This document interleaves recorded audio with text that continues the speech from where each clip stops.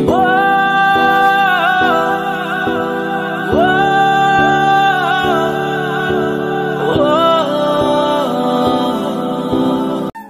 ওঠ, আমি কলেজে যাব।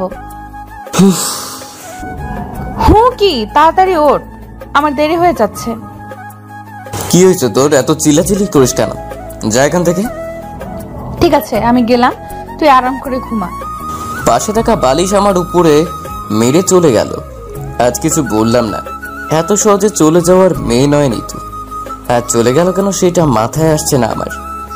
মাথায় এত কিছু এনে লাভ নাই, আমি ঘুমাই।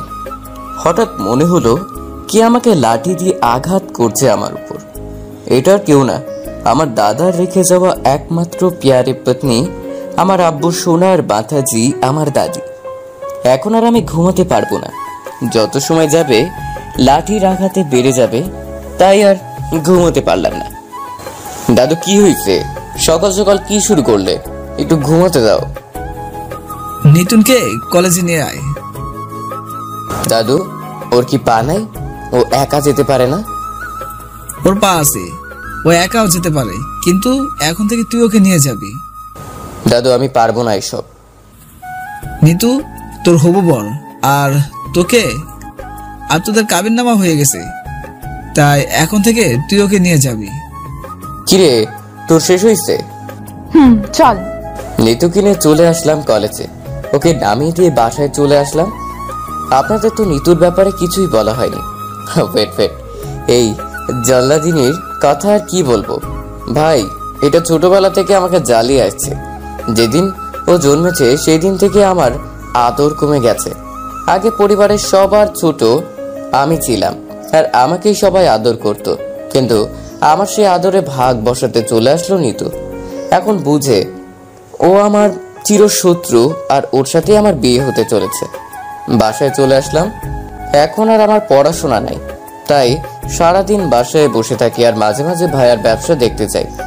নিতুর কলেজ ছুটি হওয়ার সময় হয়ে গেছে, এখন আবার নিয়ে আসতে গেছে, তাই আবার চলে গেলাম নিতুকে নিয়ে আসতে। কলেজের সামনে গিয়ে দেখি নিতুর সাথে একটা মেয়ে গল্প করছে, তাই মাথায় একটা বুদ্ধি চলে আসলো। চলে গেলাম ওদের কাছে। Hi, I am Nehal. ও জানে তুই নেহাল, আর ও এটাও জানে তোর সাথে আমার বিয়ে ঠিক করা, তাই ভাব দেখিয়ে লাভ নাই। চল বাসায় যাই। সব যখন জানে তাহলে হবে না। আগামীকাল আর একটার সাথে ভাব মারতে হবে, যে ব্যাপারে না জানে। তুই কি ফালতু কথা বন্ধ করবি? হ্যাঁ, করলাম। এখন বাসায় চল। আচ্ছা, আমি তোর থেকে কত বছরের বড়? 2 বছর। আমাকে কি তুমি করে বলতে পারিস না? তোর বান্ধবীরা মনে করবে আমি তোর ছোট ভাই।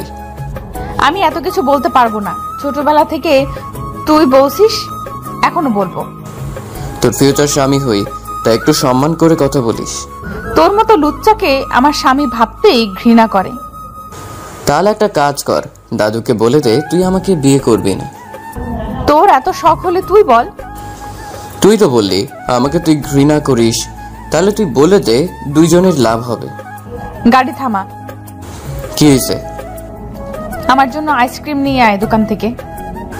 তুই খাবি, তুই যা, আমি পারবো না। আমার কাছে টাকা নাই, তুই যা। সরি, আমি পারবো না। আনবি না তো? না, আমি আনবো না। ওকে, নো প্রবলেম, বাসায় চল।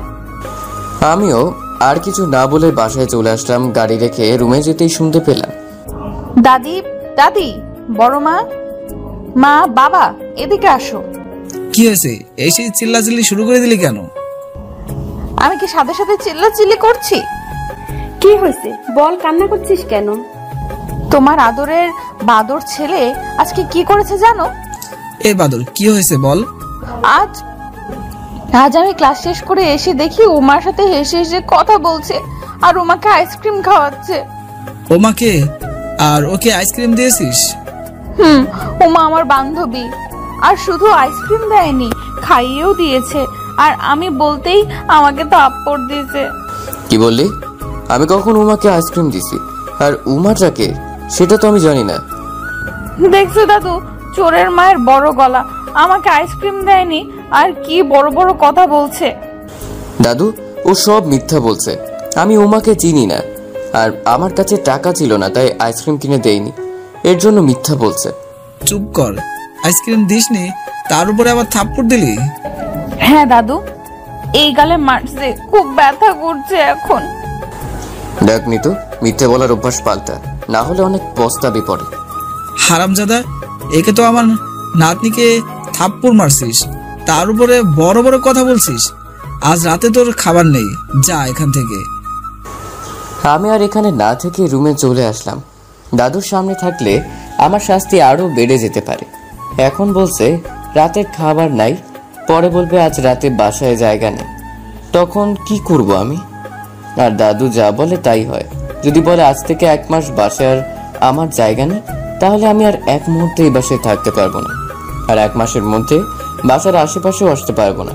তাই যতটুকু সাজা পাইছি তাই তা মাথা পেতে নিয়ে রুমে চলে আসলাম। কিছু সময় পরে নিতু আমার রুমে আসলো। ওকে দেখে আমি না দেখার ভাব করে আমার কাজ করতে লাগলাম। কি করিস রে? কি হলো, কথা বলছ না কেন? কোনো কথা না বলে আমার কাজ করতে লাগলাম। কি হলো, কথা বলছ না কেন? ছাড় আমাকে। ওর হাত ছাড়ানোর চেষ্টা করলাম, কিন্তু ও আরো জোরে ধরলো। আমাকে নিয়ে ঘুরতে যাবি আজ? পারবো না, আমার কাছে টাকা নেই। এই দেখ, দাদু আমাকে টাকা দিছে, চল যাই। পারবো না বললাম তো। বিরক্ত হয়ে বললাম। নিতু কিছু না বলে চলে যেতে লাগলো। আমি আমার কাজে লেগে গেলাম। হঠাৎ আমার রুমের দরজা লক করার শব্দ শুনে দরজার দিকে তাকিয়ে দেখি নিতু দরজার ভেতর থেকে লক করে আমার দিকে আসছে। কি হয়েছে তোর? দরজা লক করলি কেন? নিতু কোনো কথা না বলে আমার দিকে আসতে লাগলো।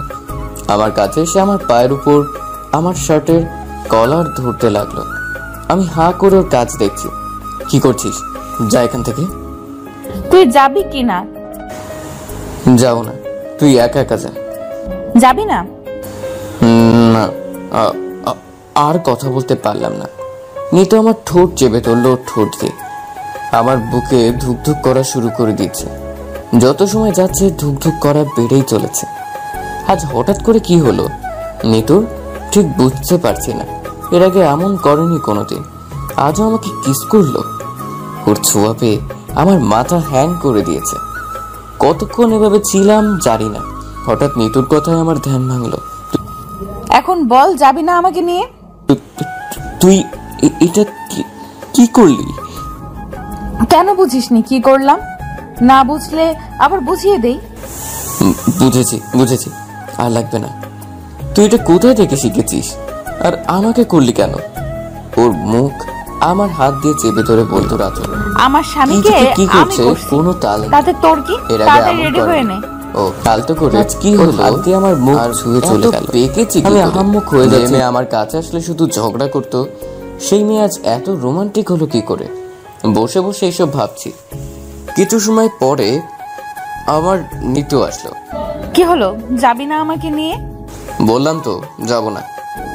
তোকে সোজা কিছু বললে হয় না, বাঁকা করে বলতে হয়। এই বলে চলে গেল।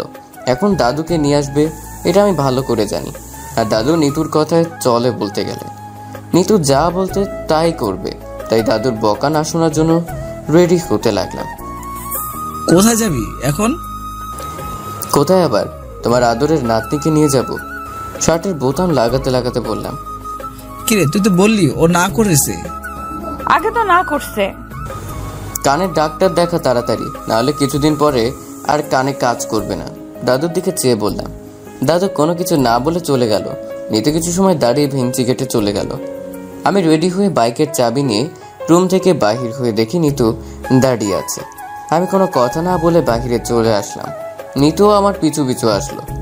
গ্যারেজ থেকে বাইক নিয়ে রওনা দিলাম কোথায় যা ঠিক জানি না। কোথায় যাবি এখন? কোনো পার্কে চল। পাশের একটা পার্কে চলে আসলাম। বাইক রেখে ভেতরে গেলাম। আমি আর নিতু। আমি হাঁটছি, নিতুও হাঁটছে। আমি থেমে গেলে নিতু থেমে যায়, এক কথায় আমাকে ফলো করছে। কিছু সময় এইভাবে থেকে আমার আর ভালো লাগলো না, তাই নিতুকে বলতে লাগলাম, এখানে কিসের জন্য আসছিস? তোর সাথে হাঁটার জন্য। আমার হাঁটতে ইচ্ছে করছে না, আমি এখন বসবো।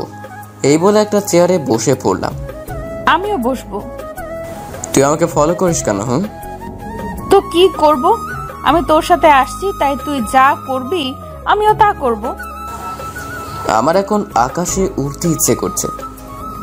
আমারও। তুই যা, আকাশে ওড়। তুই গেলে আমিও যাব। যা ইচ্ছা কর। তুই যা করবি আমিও তা করব।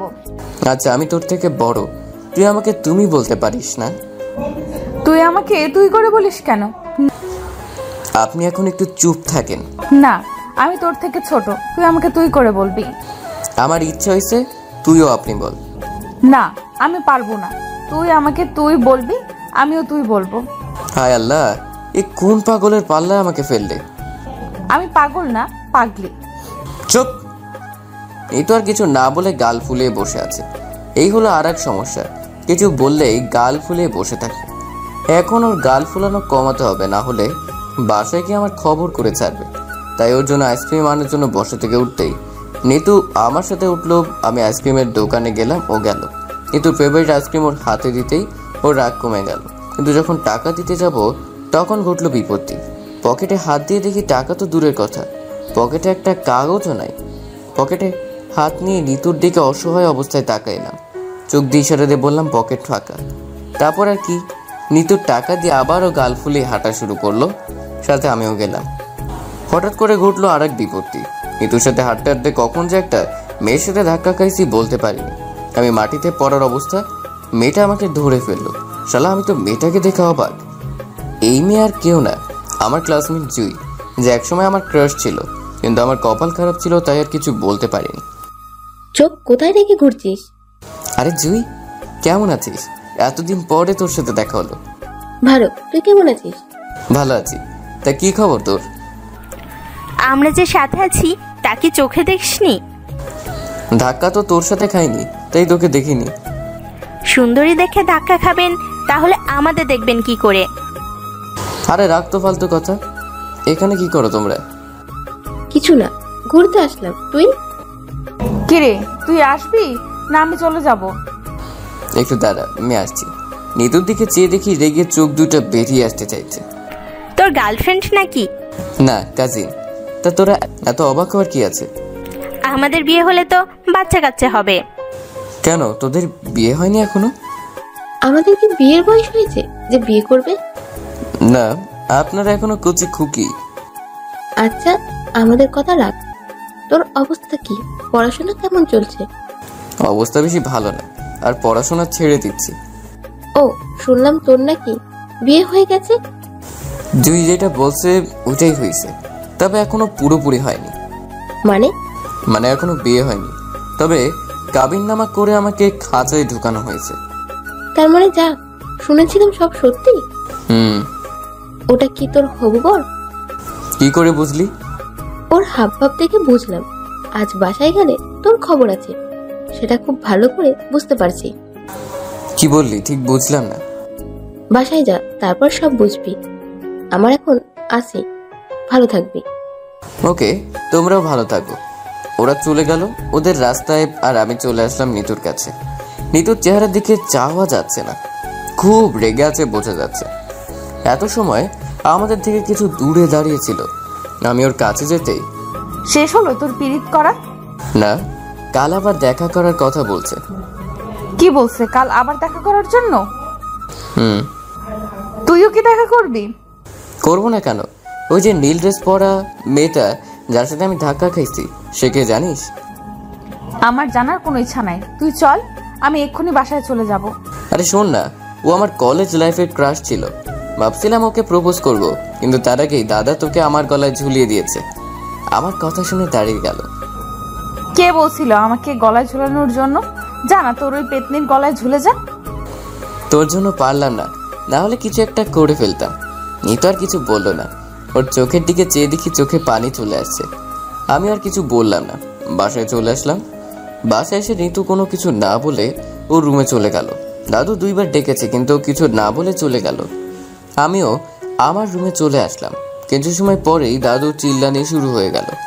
কি জন্য চিল্লাচিল্লি করতেছে তা আমার বোঝা হয়ে গেছে। নিতু কিছু বলছে কিনা সেটা আমি জানি না, তবে নিতু যে কান্না করছে সেটা দেখে দাদু আমাকেই বকা দিচ্ছে। আমু রুমে আসলেন। তুই নিতুকে কি বলছিস? আমি তো কিছুই বলিনি। তা তাহলে ও রুমে বসে কান্না করছে কেন? আমি কি জানি ও কেন কান্না করতেছে? এখনই যা, ওর কান্না থামা, না হলে আজ কি হবে কে জানে। তোর দাদু চিল্লাচিল্লি শুরু করে দিছে, শুনছিস না? ও কান্না করছে তাতে আমি কি করব আম্মু? ও তোর সাথে ছিল, তাই তুই ওর কান্নার জন্য দায়ী। ও কান্না করলেই আমার দোষ হয়ে যায়। এখন গিয়ে ওর কান্না থামা, না হয় আজ বাসায় জায়গা হবে না। নিতু কিসের জন্য কান্না করছে? আজ বিকেলবেলা ওর টাকা আইসক্রিম খাওয়ার জন্য না? এমন হওয়ার কথা না। তাহলে কিসের জন্য আমি জুয়ের সাথে ধাক্কা খাইছি? আরে আমি কি ইচ্ছে করে এটা করছি নাকি? এতে তো আমার কোনো হাত নেই। তাহলে কি জুইদের সাথে কথা বলার জন্য? না, ও তো আমার বন্ধু, ওর সাথে কথা বলতেই পারি। তাহলে ও কি জুয়ের ব্যাপারে বলছি বলে কান্না করছে? যাই ওর কাছে গিয়ে দেখি কিসের জন্য কান্না করছে। চুপি চুপি চলে গেলাম। লিটু রুমে গিয়ে দেখি শুয়ে শুয়ে ফুপিয়ে ফুপিয়ে কান্না করছে। কিরে তোর কি হয়েছে? কিসের জন্য কান্না করছিস? কিছু না। এই নে তোর টাকা। আমি নিশ্চিত তুই আইসক্রিমের টাকার জন্য কান্না করছিস। আমি কি বলছি টাকা দেওয়ার জন্য? তাহলে নিশ্চয়ই আমি যে জুয়ের সাথে ধাক্কা খাইছি এর জন্য। তখন তো আমি দেখিনি ওই দিক থেকে কেউ আসছিল। আমি তোর রাগ ভাঙানোর জন্য তো পিছু পিছু আসছিলাম, আর হঠাৎ করে কি হয়ে গেল? তুই যা এখান থেকে। আমার সাথে ওর কোনো সম্পর্ক নাই, ও তো আমার ক্লাসমেট, তাই ওর সাথে একটু কথা বলছি। বলছি না এখন থেকে যাওয়ার জন্য? সত্যি বলছি, আমি জুইকে পছন্দ করতাম, কিন্তু কিছুই বলিনি জুইকে। বলতে চাইছিলাম, কিন্তু দাদা তোর সাথে আমার কাবিননামা করিয়ে দিলেন। এরপর থেকে ওসব ভুলে গেছি, আর কোনোদিন কোনো মেয়ের উপর ক্রাশ খাইনি। এক এক করে সব বলে দিলাম, কিন্তু কিছুই হলো না। তোকে বলছি না যাওয়ার জন্য? নিতুর রুম থেকে বাহির হয়ে নিজের রুমে যেতে লাগলাম, তখন দেখি দাদু বাসার মেইন দরজার দিকে ইশারা দিয়ে বলছেন বাসা থেকে বাইরে যাওয়ার জন্য। অসহায়ের মতো আম্মুর দিকে তাকাইলাম, আম্মু কিছু বলছে না। ছোট চাচির দিকে তাকাইলাম, সমান অবস্থা। তার কিছু করার নাই, মাথা নিচু করে চলে আসলাম বাইরে। এখন কি করব? কোথাও যাওয়ার মতো জায়গাও নাই। পকেটে মাত্র 50 টাকা আছে, নিতুকে দেওয়ার জন্য নিচ্ছিলাম, ও নেয়নি বলে পকেটে আছে।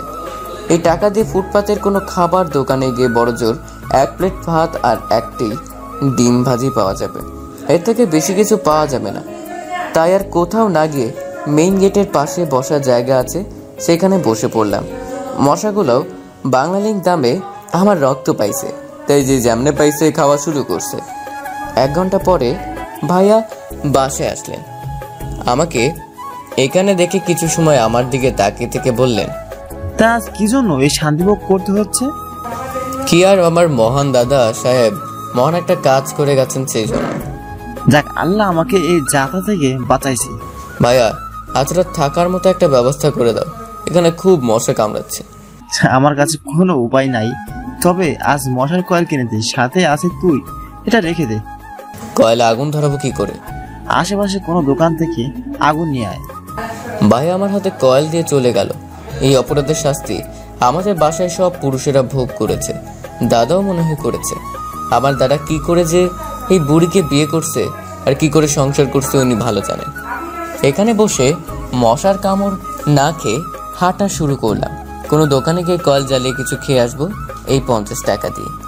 এখন ফুটপাতের খাবার দোকানগুলো লাগিয়ে চলে গেছে, না হয় ডিম ভাত খেয়ে নিতাম। কথায় আছে না, নাই মামু থেকে কানা মামু ভালো, তাই মাংস খাওয়ার চেয়ে এখন ডিম খেয়ে পার করে দিতাম। কিন্তু ডিমটাও আমার কপালে নাই, তাই আর কি করা। একটা কেক আর 1 বোতল পানি নিয়ে আর কয়েল জ্বালিয়ে চলে আসলাম বাসার কাছে। বসে বসে কেক খেয়ে পানি খেয়ে বসে বসে জিমুতে লাগলাম। ঘুম চলে আসলো। মশাগুলো এখন আর কিছু করতে পারছে না কয়েলের জন্য। হঠাৎ কি হলো ঠিক বুঝতে পারলাম না। আমার ঘুম ভেঙে গেল। আশেপাশে তাকাতে লাগলাম, কিছুই দেখলাম না। উপরে তাকাতেই দেখি নিতু ছাদের উপর থেকে আমাকে ডাকছে, ওই উপরে চল, আয়, সবাই ঘুমিয়ে গেছে। মাথা নিচু করে বসে আছি। কি হলো? বসে বসে মশার কামড় খেতে খুব ভালো লাগছে, তাই না?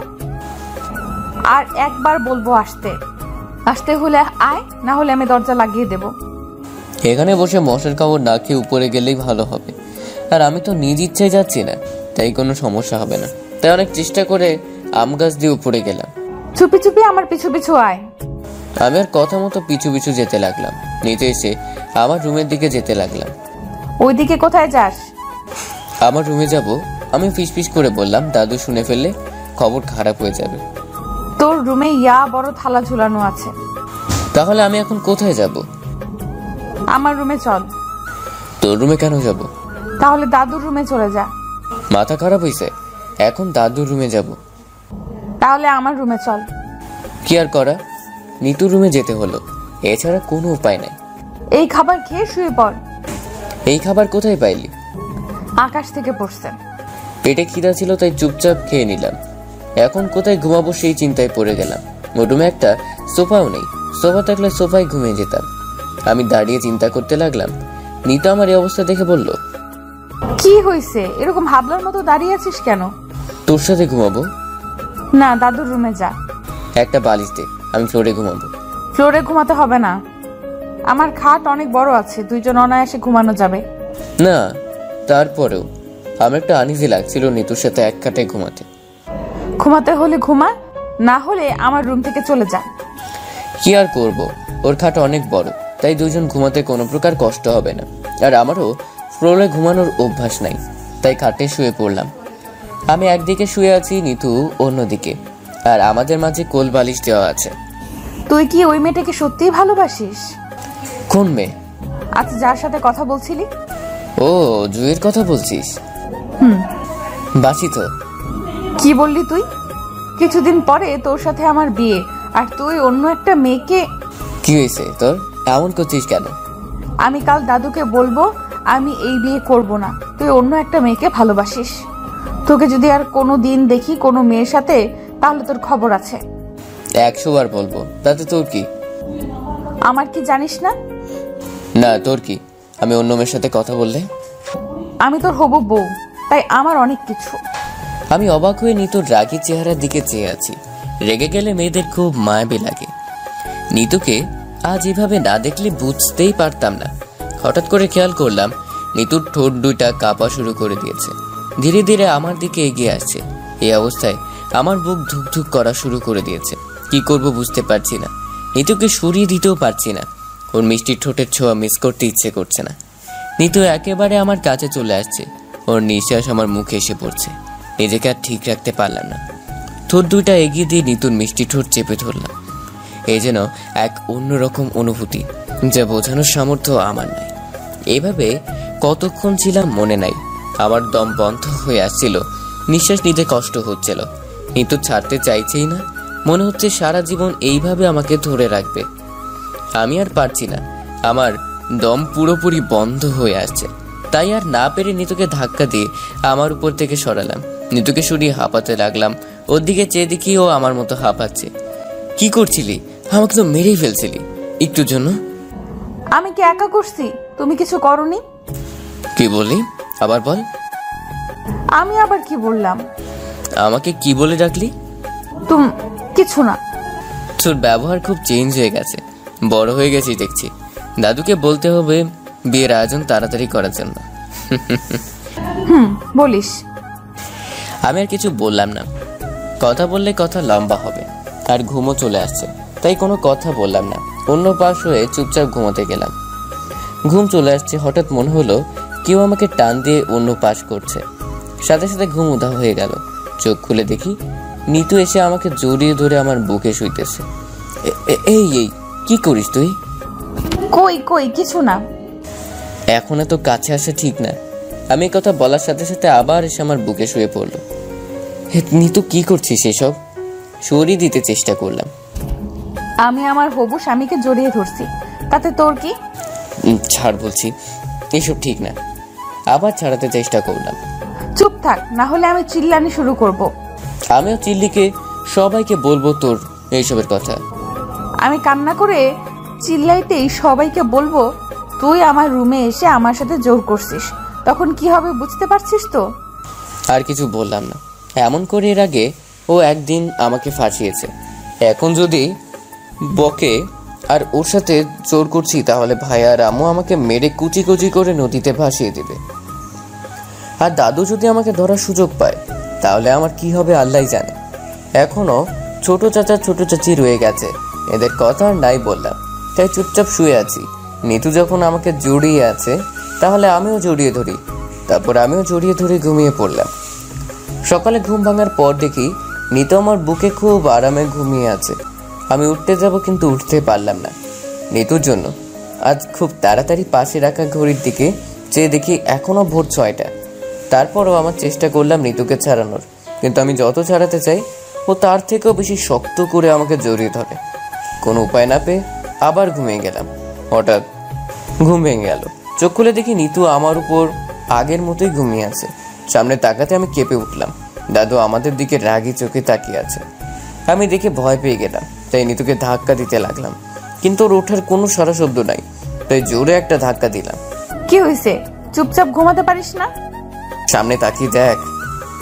ওর কানের কাছে মুখ নিয়ে বললাম, কি হয়েছে? ঘুমা চুপচাপ, কোনো কথা বলবি না। আরে সামনে তাকিয়ে দেখ। ওর মাথা ঘুরিয়ে দেওয়ার চেষ্টা করে বললাম, কি? আরে দাদু তুমি? কি হয়েছে এইসব? আর তোকে না বললাম আজ বাসায় আসার জন্য? এখন আমি কি বলবো খুঁজে পাচ্ছি না। আমার ভয়ে হাত পা কাঁপা শুরু হয়ে গেছে। নিতো কিছুটা ভয় পেয়েছে, তাই কথা বলতে পারছে না ঠিক মতো। আমি অসহায়ের মতো নিতুর দিকে চেয়ে আছি। ওইদিকে কি? আমার দিকে তাকিয়ে বল। দাদু ওর তুই চুপ কর, আমি তোকে বলতে বলিনি। আমার কথাটা শোনো। কাল রাতে আমি জানালা লাগাতে গিয়ে দেখি ও নিচে বসে মশার কামড় খাচ্ছে। সবকিছুর পরেও ও তো আমার হবু বর। ওর যদি এখন মশার কামড় খেয়ে কোনো রোগ হয়ে যায় তাহলে তো পরে আমারও সমস্যা হবে। তাই ডেকে আমার রুমে নিয়ে আসি। Thank you. কেন? এখন আমাকে বাঁচানোর জন্য। It's okay. এখন আমার রুম থেকে তাড়াতাড়ি যা, অনেকক্ষণ ছিলি। তুই তো দেখি লোকাল বাস হয়ে গেছিস। কি কি? আমি লোকাল বাস? তা নয় তো কি, আদর করে ঘরে আনলে এখন ঘাট ধাক্কা দিয়ে বাহির করতে চাইছিস? তাড়াতাড়ি ভাগ, না হলে কিন্তু সত্যি আমি ঘাড় ধাক্কা দেব। হয়েছে, আর লাগবে না, আমি চলে যাচ্ছি। চুপি চুপি নিতুর রুম থেকে বাহির হয়ে আমার রুমের সামনে চলে আসলাম, কিন্তু রুমে ঢুকতে পারলাম না। এখনো তালা চলছে আমার রুমের সামনে, তাই আবার চলে গেলাম নিতুর রুমে। নিতু, এখন আবার কি হয়েছে? রুমের তালা ঝুলছে, তুই চাবি এনে দে। আমি পারবো না। প্লিজ এনে দে। শর্ত আছে। কি? আমাকে নিয়ে ঘুরতে হবে বিকেলবেলা। ওকে, নিয়ে যাব, এখন চাবিটা এনে দে। ওয়েট। তারপর নিতু দাদুর রুম থেকে চাবি এনে দিল। আমি রুমে গিয়ে ফ্রেশ হয়ে নাস্তা করতে আসলাম। এসে চুপচাপ খেতে বসলাম। সবাই চুপচাপ নাস্তা করছে, আমিও কোনো কথা বললাম না, চুপচাপ আছি। কিছু সময় পরে দাদু বললেন, আমি আগামী পরশু নেহার আর নিতুর বিয়ে অনুষ্ঠান শেষ করে ফেলতে চাই।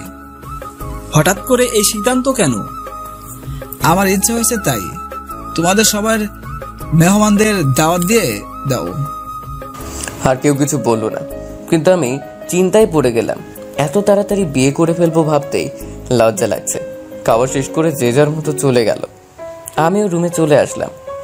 কিছু সময় পরে নিতু মেসেজ দিল ছাদে যাওয়ার জন্য, তাই ছাদে গেলাম। কি হয়েছে রে তিতু? একদম আমাকে তিতু বলবি না। আচ্ছা, কি জন্য ডেকেছিস বল। হঠাৎ করে দাদুর কি হলো রে? কেন, কি হয়েছে? হঠাৎ করে বিয়ে দিবে কেন? তো কি হয়েছে? এত তাড়াতাড়ি বিয়ে হয়ে যাবে কেমন কেমন লাগতেছে। একদিন তো বিয়ে হবেই, আজ হোক আর কাল, এত চিন্তা করে লাভ নাই। তোর খুব আনন্দ হচ্ছে তাই না? না হওয়ার কি আছে? শালা লুচ্চু, তোর আনন্দ হবে তা আমি জানতাম, কিন্তু আমার কথা ভেবে দেখ, আমার কি এখন বিয়ের বয়স? কেন, বুড়ি হয়ে বিয়ে করার ইচ্ছা নাকি? সব সময় কিন্তু ফাজলামো ভালো লাগে না। কুল ম্যান, কুল। আচ্ছা তুই বল, আমি কি না করেছি বিয়ে করব না তোকে? আমিও না করিনি। তুই তো লুচ্চা, তাহলে না করবি কেন? তাহলে তুইও? আমি কি? না, কিছু না। বল আমি কি, না হলে গলা টিপে মেরে ফেলবো। আরে চার, বিয়ের আগে বিধবা হয়ে যাবে নাকি? আগে বল আমি কি? ওইটা নিজেকে বাঁচানোর জন্য বললাম। ওইটা কি বললো? আমাকে যেটা বলছিলি। কি? আমাকে লুচ্চা বললি? আজ তোকে আমি শেষ করে ফেলবো। আরে কি করছিস? আজকে তুই বিধবা হয়ে যাবি? যা হবার হবে। তুই আমাকে লুচ্চা বললি কেন? আমি কি তোর মতো? তাহলে তুই বিয়েতে রাজি হয়ে গেলি কেন? আমি কি সাদে রাজি হয়েছি? তাহলে আমি লুচ্চা হলাম কেমন করে? ওকে ফাইন, এখন বল কি করে বিয়ে আপাতত থামানো যাবে। দাদুকে গিয়ে বল তুই এখন বিয়ে করবি না। কি? আমার কি মাথা খারাপ হয়ে গেছে? তুই দাদুকে বলবি? হ্যাঁ, আমার বয়েই গেছে, তোর সমস্যা তুই বল। আচ্ছা, তোর কি বাল্যবিবাহের জন্য কারাগারে যাওয়ার ইচ্ছা? আমি কেমন কারাগারে যাব? তোর 18 বছর হয়ে গেছে, আর গেলে দাদু যাবে। আমি বলবো আমাকে জোর করে বিয়ে করানো হচ্ছে। আচ্ছা, একটা কাজ করি, দুইজন একসাথে বলবো, কেমন? আমি কোনো কিছু বলতে পারবো না। প্লিজ না করিস না, তুই না আমার হবু বর। হবু বর হিসেবে একটা হেল্প করতে পারি। কি পারবি বল? তুই দাদুকে বলবি, আর আমি সাথে থেকে সাপোর্ট দিতে পারবো, এর থেকে বেশি কিছু পারবো না। না, তোকেই বলতে হবে। তুই থাক, আমি যাই, এই বলে চলে যেতে লাগলাম। ওই প্লিজ এমনটা করিস না আমার সাথে। বললাম তো, এর থেকে বেশি কিছু পারবো না। ওকে, তাহলে চল, আমি বলবো আর তুই সাপোর্ট দিবি। চল। তারপর ছাদ থেকে চলে আসলাম দাদুর রুমের সামনে। দরজা খুলে তুই প্রথমে ঢুকবি। না, তুই ঢুকবি। না, তুই ঢুকবি। আমি পারবো না। আমি কান্না শুরু করব। আমি এখন থেকে চলে যাব। আমি দরজা খুলে দিচ্ছি, দুইজন একসাথে ঢুকে যাও। ভাবি, তুমি নিতুকে নিয়ে যাও ভেতরে, আমি চলে যাই। মেরে তক্তা বানিয়ে দিব, চল আমার সাথে। কিছু বলবি? দাদু, বলছিলাম কি, বিয়ের জন্য এত তাড়াহুড়ো করার কি আছে? আরো কিছুদিন যাক, তারপর না হয়। হ্যাঁ দাদু, আরো কিছুদিন গেলে ভালো হতো। আর কি বলবে? না। তাহলে তাহলে তুই চুপ করে চলে যা। দাদু, আমরা এখনো বিয়ের জন্য প্রস্তুত নই। কি বললে? হ্যাঁ দাদু, আমরা। লজ্জা করে না এই কথা বলতে? একসাথে এক বিছানায় থাকতে পারিস, আর এখন বলছিস প্রস্তুত নয় বিয়ের জন্য? আমি আর নিতু অপরাধীর মতো মাথা নিচু করে দাঁড়িয়ে আছি। এখানে দাঁড়িয়ে আছো কেন? যাও এখান থেকে। আমরা দুজন আর কিছু বললাম না, বলার মতো কিছুই নাই আমাদের কাছে। ইচ্ছে করছিল অনেক কিছু বলতে, কিন্তু বলে কিছু লাভ হবে না, হুদাই নিজের ক্ষতি হবে, তাই মাথা নিচু করে চলে আসলাম।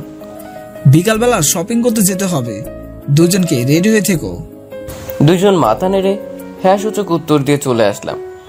দাদুর রুম থেকে কিছু দূর এসেই নিতু আমাকে মারতে শুরু করলো। শালা লুচ্চা, তোর জন্য আজ আমার এই অবস্থা হয়েছে। তুই কেন আমার রুমে আসলি? হ্যাঁ, সবকিছু আমার জন্য, আর তুই কিছু করিসনি। আমি একটা ফোন নিয়ে পাল্টা আক্রমণ করতে লাগলাম। সবকিছু তোর জন্য হয়েছে। আমার কি দোষ ছিল? তুই যদি ভ্যাবা করে কান্না না করতি, তাহলে আমারও বাইরে গিয়ে মশার কামড় খেতে হতো না, আর আজ এমন হতো না। তাহলে তুই ওই পেতনির সাথে এত রসের পীড়িত করতে গেলি কেন? এতে তোর সমস্যা কি? কি হয়েছে এখানে? আর কিছু বলা হলো না, দুজন মাথা নিচু করে দুই দিকে চলে গেলাম। আমি আমার রুমে, নিতু ওর রুমে। বিকেলবেলা সবাই রেডি হয়ে আছে শপিং এ যাওয়ার জন্য। আমি রুম থেকে বাহির হয়ে এসে দেখি সবাই আমার জন্য অপেক্ষা করছে। আমি আসতেই সবাই বাহির হলো। আজ নিতু দেখি মন খারাপ করে আছে। সবাই গাড়িতে উঠছে, আর আমি বাইক নিতে লাগলাম। এদিকে কোথায় যাচ্ছিস? তোমরা যাও, আমি বাইক নিয়ে আসছি। আমিও ওর সাথে যাই। দাদু সবাই গাড়ি করে চলে গেল, আমি আর নিতু বাইকে করে যেতে লাগলাম। আজ নিতু একদম চুপচাপ হয়ে গেছে, কোনো কথা বলছে না। কি ঋতু, কথা বলিস না কেন? কিছু ভালো লাগছে না। কি হয়েছে আজ? কিছু না। এত চিন্তা করিস কেন? বিয়ে তো একদিন করতে হবেই। তো এত তাড়াতাড়ি করার কি আছে? আমার সাথে রাগ দেখাচ্ছিস কেন? তো কার সাথে দেখাবো? তোর জন্য সব কিছুতে গন্ডগোল হয়। কি বললি? আমার জন্য? আমার জন্য তো কিছু হয়নি, সবকিছু তোর জন্য হয়েছে। চুপচাপ বাইক চালা, না হলে গলা টিপে মেরে ফেলবো। হ্যাঁ, মেরে ফেল। তোকে বিয়ে করাচ্ছে তোর হাতে মরে যাওয়া ভালো। তোকে মেরে আমি সারা জীবন জেলের ভাত খাবো, তাই না? তুই জেলের ভাত খাইলে আমার কি? কি বললি? তোর কিছুই না? না। ওকে। চলে আসলাম শপিং মলে। বাইক পার্কিং করে সবাইকে খুঁজতে লাগলাম। হ্যাঁ, পাইছি। ওনাদের খুঁজে এখন ওনাদের কাছে চলে গেলাম। বিকাল থেকে রাত 10টা পর্যন্ত সবাই কেনাকাটা করলো। আমি আর নিতু মন মরা হয়ে ওদের সাথে ঘুরছি। আমার পায়ে ব্যথা শুরু হয়ে গেছে। একটানা 6 ঘন্টা দাঁড়িয়ে থাকা যায় আপনারা বলেন? এখন খাবার খেয়ে বাসায় যাওয়া হবে, কারণ এখন বাসায় গিয়ে রান্না করা সম্ভব না। আর বাসাও কেউ নাই যে রান্না করে রাখবে। একেবারে ফুল প্যাকেজ নিয়ে শপিংয়ে আসছি। রাতে খাবার খেয়ে বাসায় চলে আসলাম। আজ খুব ধকল গেছে শরীরের উপর, তাই কাপড় চেঞ্জ করে ফ্রেশ হয়ে এসে গা বিছানায় এলিয়ে দিতেই ঘুম চলে আসলো। সকালে ঘুম থেকে উঠে ফ্রেশ হয়ে নাস্তা করে রুমে এসে মনে হলো আমার কিছু ক্লাসমেট আছে, তাদের সাথে তেমন যোগাযোগ হয় না, মাঝে মাঝে এফবিতে কথা বলি। এদের দাওয়াত দেওয়া প্রয়োজন, তাই যার যার নাম্বার ছিল সবাইকে কল দিয়ে দাওয়াত দিলাম। তারপর বাহিরে এসে দেখি আমাদের বাড়ি লাল নীল বাতি দিয়ে সাজানো শুরু হয়ে গেছে। আমার তো এখানে কোনো কাজ নেই, তাই ঘুরে ফিরে সবকিছু দেখতে লাগলাম। এক এক করে সময় চলে যেতে লাগলো। সকাল থেকে দুপুর, আর দুপুর থেকে বিকেল হয়ে গেল। এখন আমাদের বাসায় বিয়ে বাড়ির আমেজ চলে আসছে, সব মেহমান চলে আসছে, বাসায় হই হুল্লোড় শুরু হয়ে গেছে। আমি ছাদে গেলাম শেষ বিকেলের মিষ্টি বাতাস গায়ে মাখানোর জন্য। কিন্তু এ কি, ছাদে এসে দেখি গায়ে হলুদের স্টেজ সাজানো হচ্ছে। আমার বিয়ে, আমার গায়ে হলুদ হবে, কিন্তু আমি কিছুই জানি না। রুমে চলে আসলাম। আমার গায়ে হলুদের অনুষ্ঠান করার কোনো ইচ্ছা নেই, কিন্তু আমার কিছুই করার নেই, মাথা পেতে সবকিছু মেনে নিতে হবে। এরকম বিয়ে আমার চিরদিনের শত্রুরও যেন না হয়। আমার তেমন কোনো শত্রু নাই। তারপরে বললাম, রাতের খাবার খাওয়ার পরে ভাবি সে গায়ে হলুদের জামা কাপড় দিয়ে বলে গেল তাড়াতাড়ি রেডি হয়ে ছাদে যাওয়ার জন্য। বাদ্য ছেলের মতো কাপড় পরে রেডি হতে লাগলাম। আবার ভাবি সে বলল তাড়াতাড়ি ছাদে যাওয়ার জন্য। সবাই নাকি আমার জন্য অপেক্ষা করছে। আমিও তাড়াতাড়ি রেডি হয়ে ছাদে যেতে লাগলাম। ছাদে এসে আমার চোখ কপালে উঠে গেল। আমি কি দেখছি? একটা পরী বসে আছে আমার সামনে। না, এটা পরী হবে কেমন করে? এর তো ডানা নাই, তাহলে এটা ডানা কাটা পরী।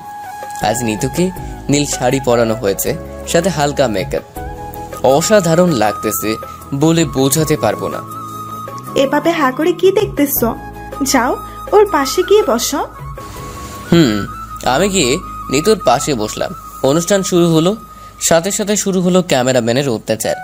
ভাই এই দিকে তাকান, ভাবি এই দিকে তাকান। প্রায় 2 ঘন্টা পরে আমার আর নিতুর উপর অত্যাচার করা শেষ হলো।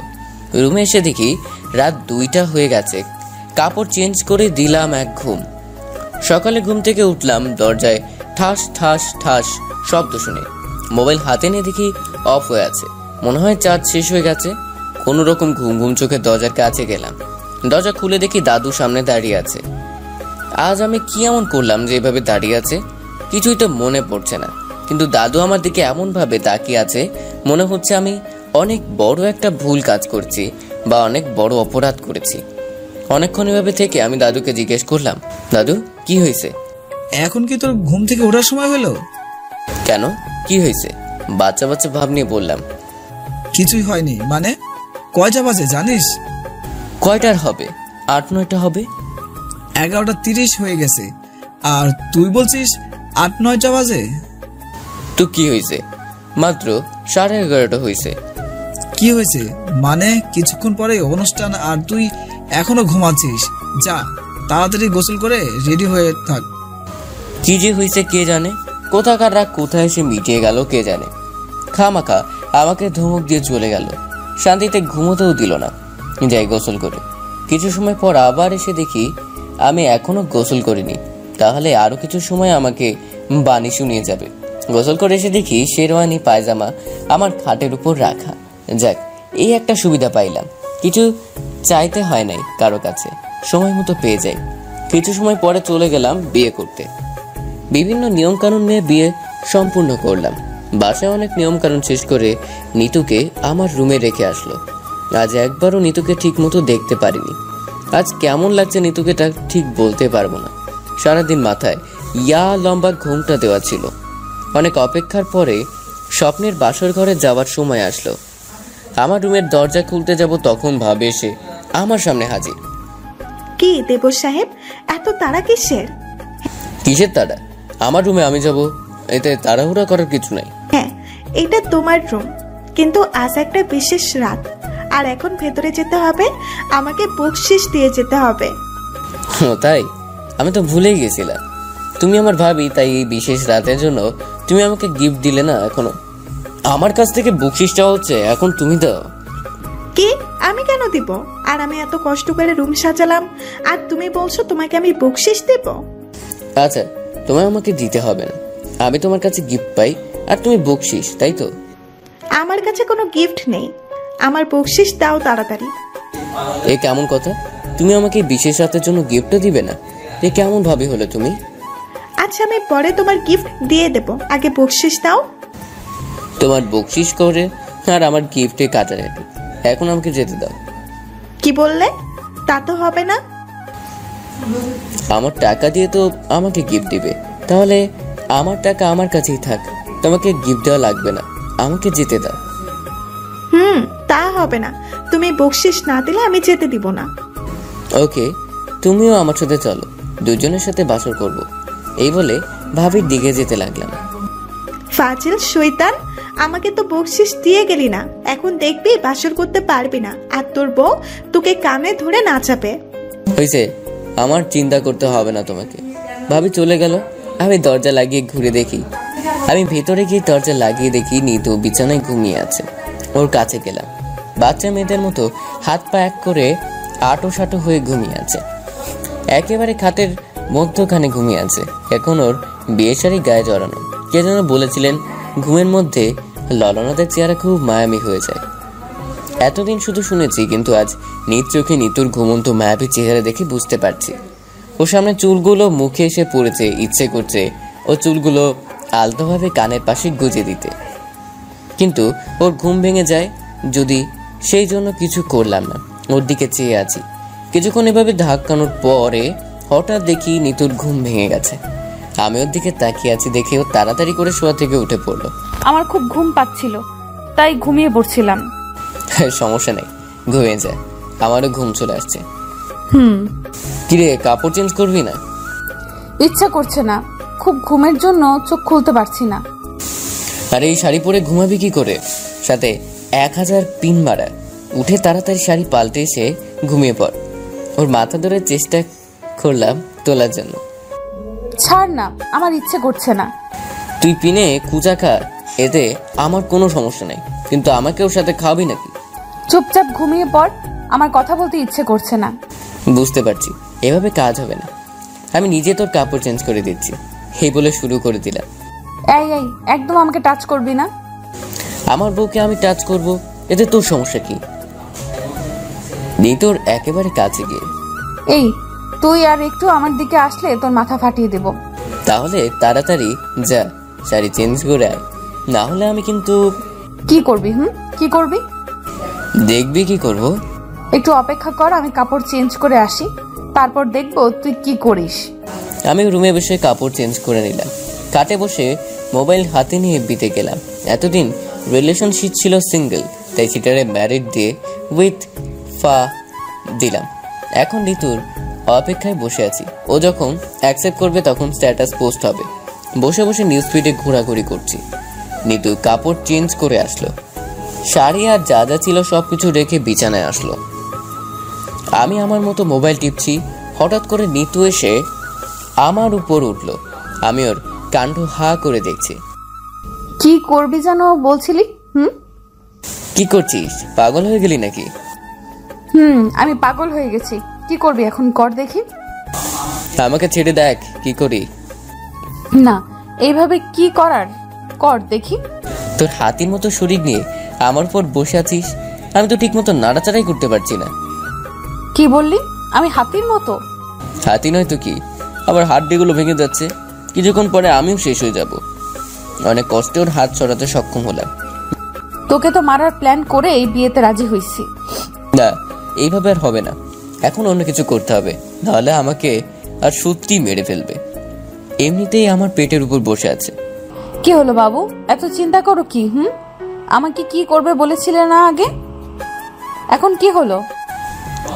আমার মুখের সামনে ওর মুখ এনে বললো, এই তো পাইছি, শুধু এখনই কিছু একটা করতে হবে। আর দেরি না করে আমার হাত দিয়ে ওর মাথা চেপে ওর ঠোঁট আমার ঠোঁট চেপে ধরলাম। প্রথমে কিছুই করলো না, চুপ করেছিল, কিন্তু কিছু সময় যেতেই আমার ঠোঁট কামড় দিতে শুরু করলো। আমি আর না পেরে নিতুকে ছেড়ে দিয়ে চিৎকার দিলাম, আমি বজ্জাত মেয়ে, আমার ঠোঁট খেয়ে ফেললি। বলাতে নিতু অর্থ হাসি দিতে লাগলো।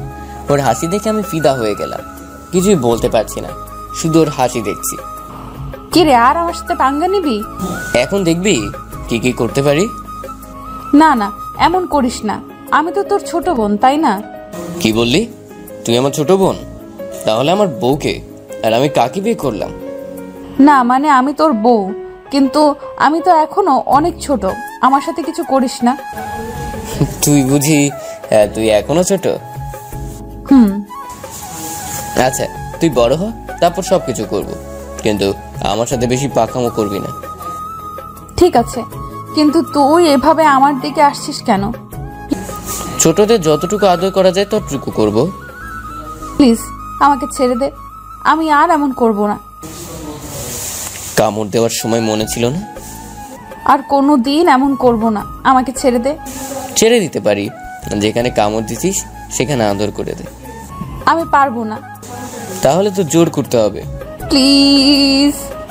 আর কথা বলার সুযোগ দিলাম না, 4 ঠোঁট এক করে নিলাম। আমিও ঠোঁটের স্বাদ নিতে লাগলাম। এভাবে কত সময় ছিলাম জানি না। আমি ছেড়ে দিতেই নিতু কান্না শুরু করলো। কি হয়েছে, এভাবে কান্না করিস কেন? তুই আমার সাথে এমন করতে পারলি? আজব তো, আমি কি করলাম? তুই আমাকে জোর করে। চুপ কর, না হলে আমার করব। কাল সকালে এর মজা বোঝাবো। আচ্ছা যা করার করিস, এখন ঘুমা। আর কিছু বললো না, চুপচাপ আমার থেকে দূরে সরে অন্যদিক হয়ে শুয়ে পড়লো। দুজনের মধ্যখানে এত জায়গা রাখার জন্য বিয়ে করলাম নাকি? কিরে এত দূরে কেন? তো কি হয়েছে? কি হয়েছে মানে? মাঝখানে এত জায়গা ফাঁকা রাখার জন্য বিয়ে করছি নাকি? এদিকে আয়। আমি পারবো না। ওকে আমি আসছি, এই বলে নিজেকে জড়িয়ে ধরলাম। ছাড় বলছি। ছেড়ে দেওয়ার জন্য ধরিনি, আরো জোরে জড়িয়ে ধরলাম। ছেড়ে দে, না হলে খুব খারাপ হবে। কি হবে শুনি? ছেড়ে দে প্লিজ। আচ্ছা কি হয়েছে তোর বলতো? আমার ভালো লাগতেছে না। ওই দিন তো ঠিকই জড়িয়েছিলি সারা রাত, তাহলে আজ কি হয়েছে? আজ ভালো লাগছে না, তাই ছেড়ে দে। ওকে তুই যা, আমি জুয়ের সাথে কথা বলি। আজ দেখছিস খুব সুন্দর লাগছে জুইকে। আমি তো এই প্রথম দিন ক্রাশ খাইছি, আজও তেমন। কি বললি তুই? আজ ওই মেয়ের দিকে আবার তাকিয়েছিস? খুব সুন্দর লাগছিল, আর এখন খুব মনে পড়ছে। একটু কথা বলি, তুই ঘুমা। কাজ হয়েছে তাই আর একটু দিলাম। পাশে বউ রেখে তুই অন্য মেয়েকে মিস করছিস? তোকে আজ কি করব আমি? কি হলো ঘুমা, আমি জুয়ের সাথে কথা বলি। যা এখান থেকে, এই খাট থেকে নেমে যা, এই রুম থেকে যা। আরে এমন করছিস কেন? ওর চোখে পানি চলে আসছে। তো কি করব, যা তুই ওই পেতনির কাছে। এই বলে অন্যদিকে শুয়ে পড়লো। ও যে আমাকে ভালোবাসে তা না বললেও আমি বুঝে গেছি। এখন নিশ্চয়ই কান্না করবে, আর দেরি করা ঠিক না। তাই নিতুর পাশে শুয়ে আমার দিক করে বুকে জড়িয়ে ধরলাম। কান্না করে চোখের পানি দিয়ে ভাসিয়ে দিচ্ছে। ছেড়ে দে আমাকে, তুই তোর ওই পেতনির কাছে যা। আমার বউ রেখে ওর কাছে যাবো কেন? আমি তো আমার বউকে ভালোবাসি। কচু ভাবিস, যা না তোর ওই পেতনির কাছে। চুপ কর, আর একটু কান্না করবি না। এইভাবে ঘুমিয়ে গেলাম। হঠাৎ করে ঠাস করে শব্দ হলো, সাথে সাথে আমার ঘুম ভেঙে গেল। চোখ খুলে দেখি বাসার সবাই আমার সামনে দাঁড়িয়ে আছে, সাথে নিতু। আমি উঠে বসতেই দাদু এসে ঠাস ঠাস করে 2টা বসিয়ে দিল। আমি কিছুই বুঝলাম না কি জন্য আমাকে থাপ্পড় দিল। তোর লজ্জা করে না এইসব করতে? তুই আমার ছেলে, এটা ভেবে আমার নিজের লজ্জা করছে। আরে 2টা দাও, ওর জন্য কম হয়েছে। আমার তো ইচ্ছা করছে এক্ষুনি তোকে মেরে ফেলতে। এখন থেকে ডায়েট দিয়ে রাখো, না হলে বেশি বেড়ে যাবে না। এখন শুধু নিতু রুমে আছে, আর সবাই চলে গেছে। থাপ্পড়কে 2 গালে ব্যথা হয়ে গেছে। কি থেকে কি হলো আর কি জন্য এত থাপ্পড় খেললাম কিছুই জানি না। তুই এখানে দাঁড়িয়ে আছিস কেন? তোরও মারবার ইচ্ছে হলে মেরে দে। ইস, গাল দুইটা একেবারে লাল হয়ে গেছে। এত আদর দেখাতে হবে না। তুই নিশ্চয়ই ভুলভাল কিছু বলেছিস। কাল রাতে বলেছিলাম না মজা বোঝাবো। এখন বুঝলি তো মজা? আমি জানতাম তুই এসবের ওস্তাদ। উফ, ব্যথা পাচ্ছি, ছাড়ো আমায়। এতক্ষণ আমাকে থাপ্পড় খাওয়ালে তার সুদ নিতে হবে। উফ দাদু, এই দেখো আবার। আমি মনে করছি সত্যি দাদু এসেছে, তাই তাড়াতাড়ি করে সরে গেলাম। সেই সুযোগে নিতু বিছানা থেকে উঠে চলে গেল। আরো কিছু খাওয়ার ইচ্ছা আছে নাকি? ইচ্ছা আছে বলে এদিকে আয়। আয় আয়, বাহিরে আয়, তারপর দেখবো কি করতে পারিস। আমি ফ্লোরে পা রেখে বিছানায় মোবাইল খুঁজতে লাগলাম, কিন্তু কোথায় যে রাখছি মনে পড়ছে না, তাই খুঁজতে লাগলাম। হঠাৎ চোখ গেল ফ্লোরে। হায় আল্লাহ, এ কি দেখছি আমি? আমার সাদের মোবাইল কত বিখ্যাত হয়ে ফ্লোরে পড়ে আছে, আমাকে বিনা দোষে মেরে গেল।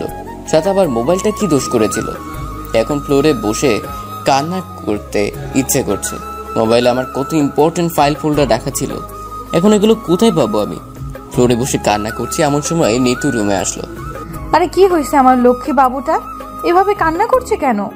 কান্না করে ওর দিকে আমার মোবাইলটা এগিয়ে দেখালাম। হায় আল্লাহ, এই কি হলো? মোবাইলটা একেবারে শেষ করে গেল। আমার মোবাইলটার কি দোষ ছিল? ইস বেচারা, মোবাইল আর মোবাইলের মালিক বিনা দোষে শুধু শাস্তি ভোগ করতে হয়। আমার দোষ কি ছিল যার জন্য আমার সাথে এমন করলি? দোষ একটাই, কাল রাতে আমার সাথে বেশি বাড়াবাড়ি করা। আফসোস। কি হলো এটা? কেমন বলেছিস যার জন্য সবাই আমার উপর ক্ষেপে আছে?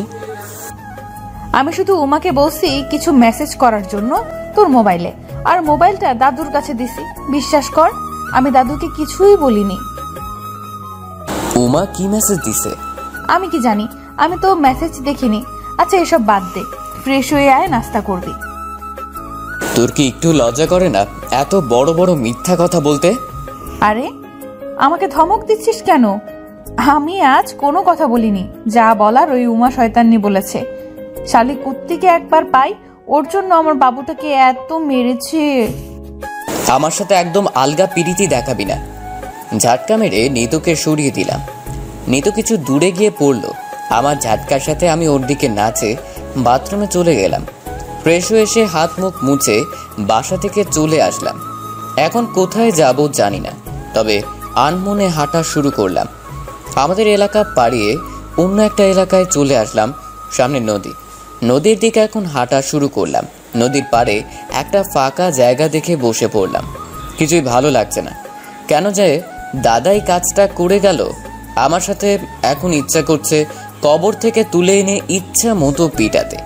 যদি নিতুর সাথে বিয়ে ঠিক করে না যেত তাহলে আজ কত সুখে থাকতাম আমি। কিন্তু এই মেয়ের জন্য কোনো শান্তি নাই, খামাখা সবার কাছে আমাকে খারাপ বানিয়েছে। না জানি ওই পাজি মেয়ে কি কি মেসেজ করেছে, ওইটা তো নিতু থেকে আরো পাজি।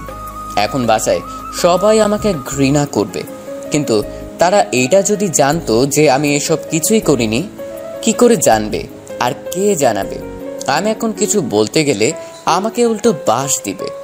এখন খুব খিদাও লাগছে, কিন্তু খেতে ইচ্ছে করছে না। আর খিদা লাগবে না কেন? সকাল থেকে কিছুই খাইনি, তার উপর এত জায়গা হেঁটে আসছি। অন্য কোনো দিন খিদা লাগলে সাথে সাথে না খেলে হতো না, কিন্তু আজ খেতেই ইচ্ছে করছে না। হাঁটুর সাথে মাথা লাগিয়ে চোখ বন্ধ করে বসে আছি। চোখের সামনে সকালের ঘটনা ভাসতে লাগলো। কি এমন অপরাধ করেছি আমি যার জন্য এই শাস্তি পেতে হচ্ছে আমাকে? নিতু হয়তো এর জন্য খুব খুশি, আমার থেকে প্রতিশোধ নিতে পেরেছে তাই। কিন্তু আমার নামে যে অপবাদ দিয়েছে তা কি মুছে দিতে পারবে কোনোদিন? এগুলো তো কোনোদিন মুছে যাবে না। সবাই একদিন হলেও বলবে যে আমি এই কাজ করেছি। বাসার কারোর সামনে মাথা উঁচু করে কথা বলতে পারবো না। সামান্য কিছুতেই বলবে আমি এইটা করেছি, আমি ওইটা করছি। এইসব চিন্তা করতে করতে চোখ ঝাপসা হয়ে গেল। কখন যে ঘুমিয়েছি বলতে পারবো না। হঠাৎ কুকুরের ডাকাডাকিতে ঘুম ভেঙে গেল। চোখ খুলে দেখি চারিদিক অন্ধকার আর আমি নদীর পাড়ে শুয়ে আছি। রাত কয়টা হয়েছে জানি না। শোয়া থেকে উঠে হাঁটা শুরু করলাম। শরীর খুব দুর্বল লাগছে, ঠিকমতো পা চালিয়ে হাঁটতে পারছি না। বাসার রাস্তায় হেঁটে যাচ্ছি। আজ হাঁটতেও খুব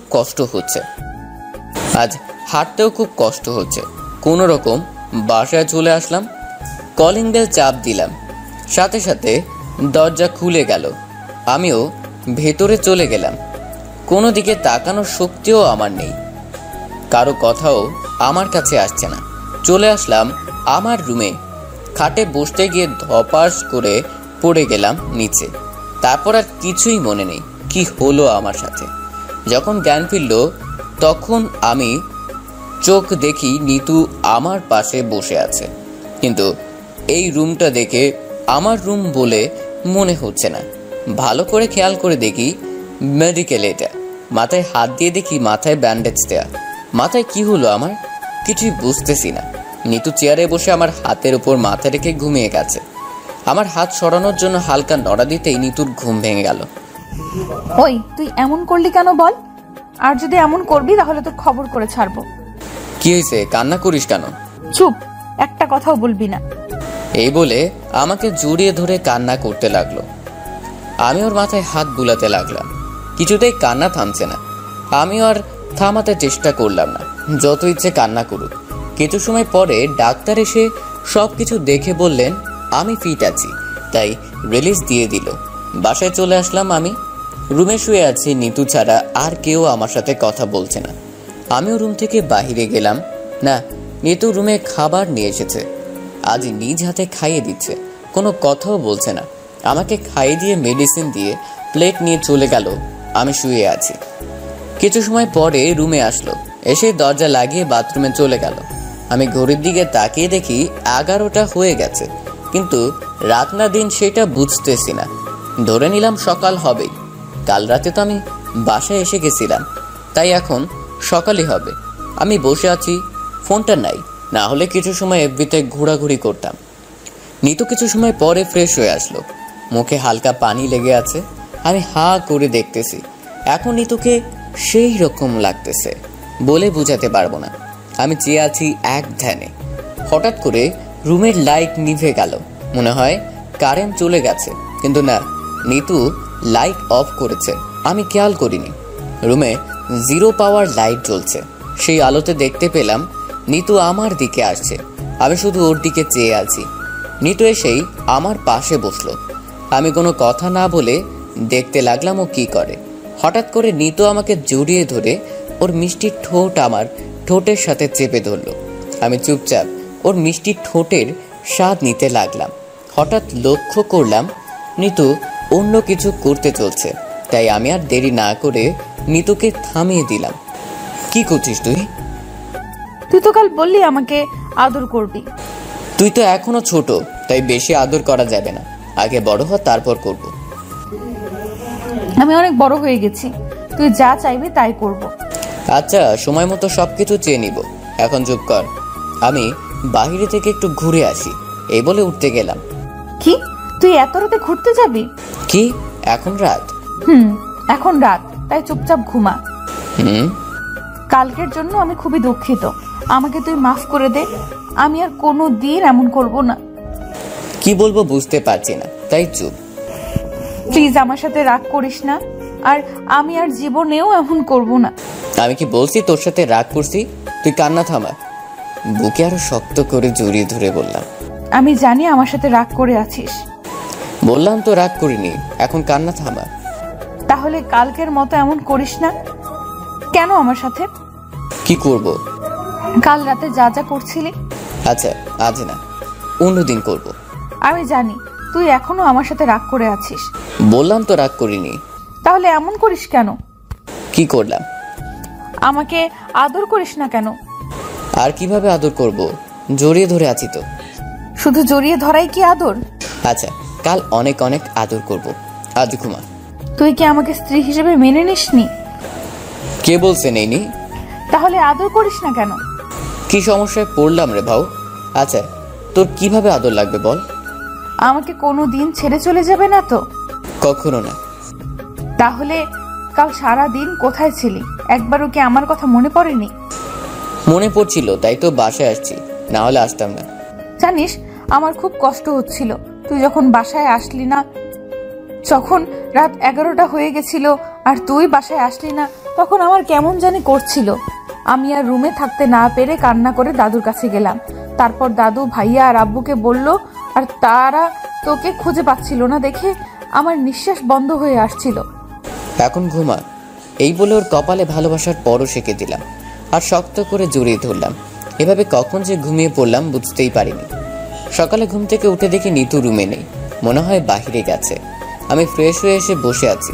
এখন বসে থাকা ছাড়া আর কোনো কাজে নাই আমার। সারাদিন বসে থাকতে হবে, মোবাইলটাও নাই। কিছু সময় পরে নিতু রুমে আসলো, হাতে নাস্তা নিয়ে টেবিলে রেখে বলল, সারাদিন বসে থাকতে হবে, মোবাইলটাও নাই। কিছু সময় পরে নিতু রুমে আসলো, হাতে নাস্তা নিয়ে টেবিলে রেখে বলল, ফ্রেশ হয়েছিস? খেয়ে নে। তুই খাইছিস? হ্যাঁ খাইছি। আমি নাস্তা করতে লাগলাম। মৃত আমার সামনে বসে আছে। তোর কলেজের খবর কি? ভালো আছে। ক্লাসে যাবি না আজ? আজ যাব না, কাল থেকে যাব। ও আচ্ছা। আমি নাস্তা শেষ করে খাটে এসে বসে আছি। নিতু প্লেট রেখে আসলো, এসে আমার পাশে বসলো। তুই কি এখনো রাগ করে আছিস আমার সাথে? এখন কিন্তু আমার রাগ হচ্ছে। তাহলে গতকাল থেকে এমন হয়ে গেলি কেন? কেমন হলাম? আমি যেমন ছিলাম তেমনই আছি। এখন চুপ কর। এখন তো আর আমাকে ভালো লাগবে না, আমার কথাও চাল লাগবে না। তোর ঘ্যান ঘ্যান আমার ভালো লাগে না, চুপ করে থাক। নিতু কিছু না বলে গাল ফুলিয়ে চলে গেল রুম থেকে। এভাবে চলে গেল কয়েকদিন। এখন নিতু আর আগের মতো তেমন ঝগড়া করে না আমার সাথে। সারাদিন শুধু আমার পাশে পাশে থাকে। আমিও সারাদিন রুমে বসে থাকি, বেকার হলে যা হয় আর কি। ওই তুই কি করিস সারাদিন বসে বসে? দেখতে পাচ্ছিস না কি করি? সারাদিন রুমে বসে ডিম না পেরে আমাকে ঘুরতে নিয়ে যাবি। তোর ইচ্ছে হলে তুই যা। প্লিজ চল। আমার ভালো লাগতেছে না। তাহলে তাহলে তুই এখনো আমার সাথে রাগ করে আছিস? বললাম তো রাগ করিনি। তাহলে চল, আজ সারাদিন একসাথে ঘুরবো। আমার এখন ইচ্ছে। আর কথা বসার সুযোগ না দিয়ে আমার ঠোঁট চেপে ধরলো। আমিও কম কিসে সমানভাবে তাল মিলিয়ে চললাম। কিছু সময় এভাবে থেকে ছেড়ে দিয়ে দুজন হাঁপাতে লাগলাম। এখন তাড়াতাড়ি রেডি হ, না হলে খুব খারাপ হবে।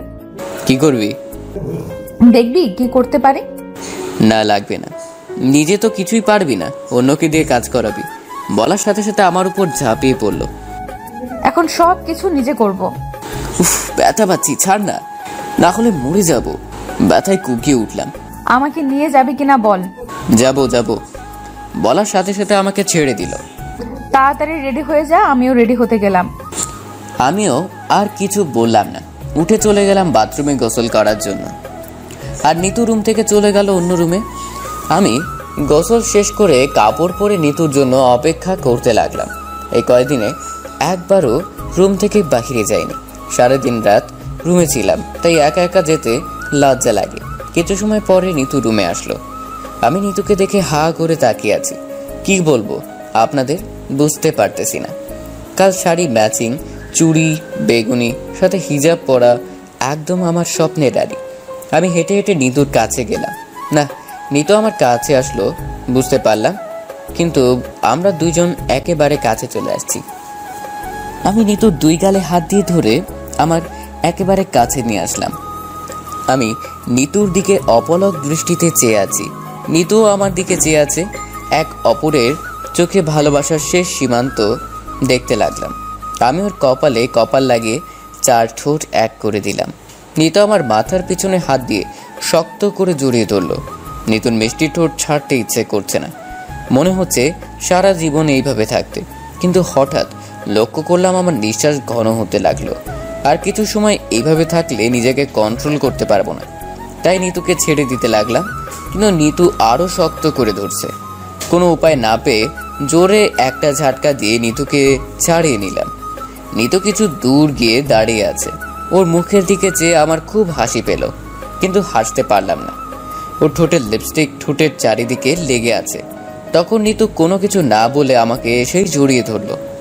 নিতু চল, আমাদের দেরি হয়ে যাচ্ছে।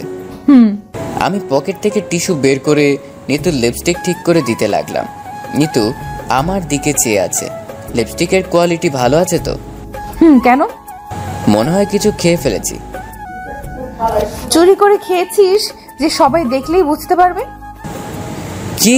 আমি চুরি করেছি? তা নয়তো কি, আয়নায় গিয়ে নিজের মুখ দেখ। আমি আয়নার সামনে গিয়ে দেখি আমার মুখেও লিপস্টিক লেগে আছে। আবার গেলাম নিতুর কাছে, এগুলো মুছে দে।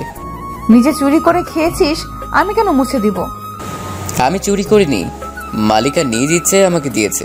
এই বলে নিতুর কোমর ধরে আমার কাছে নিয়ে আসলাম। তারপর নিতু পরম আদরে আমার ঠোঁট মুছে দিল। যাওয়ার জন্য বাহির হয়ে গেলাম। গ্যারেজে এসে দেখি আমার বাইকের অবস্থা ভালো না। অনেকদিন হলো কেউ হাত দেয়নি। একে তো ধুলাবালি লেগে আছে, তার উপর ঢাকা পাংচার।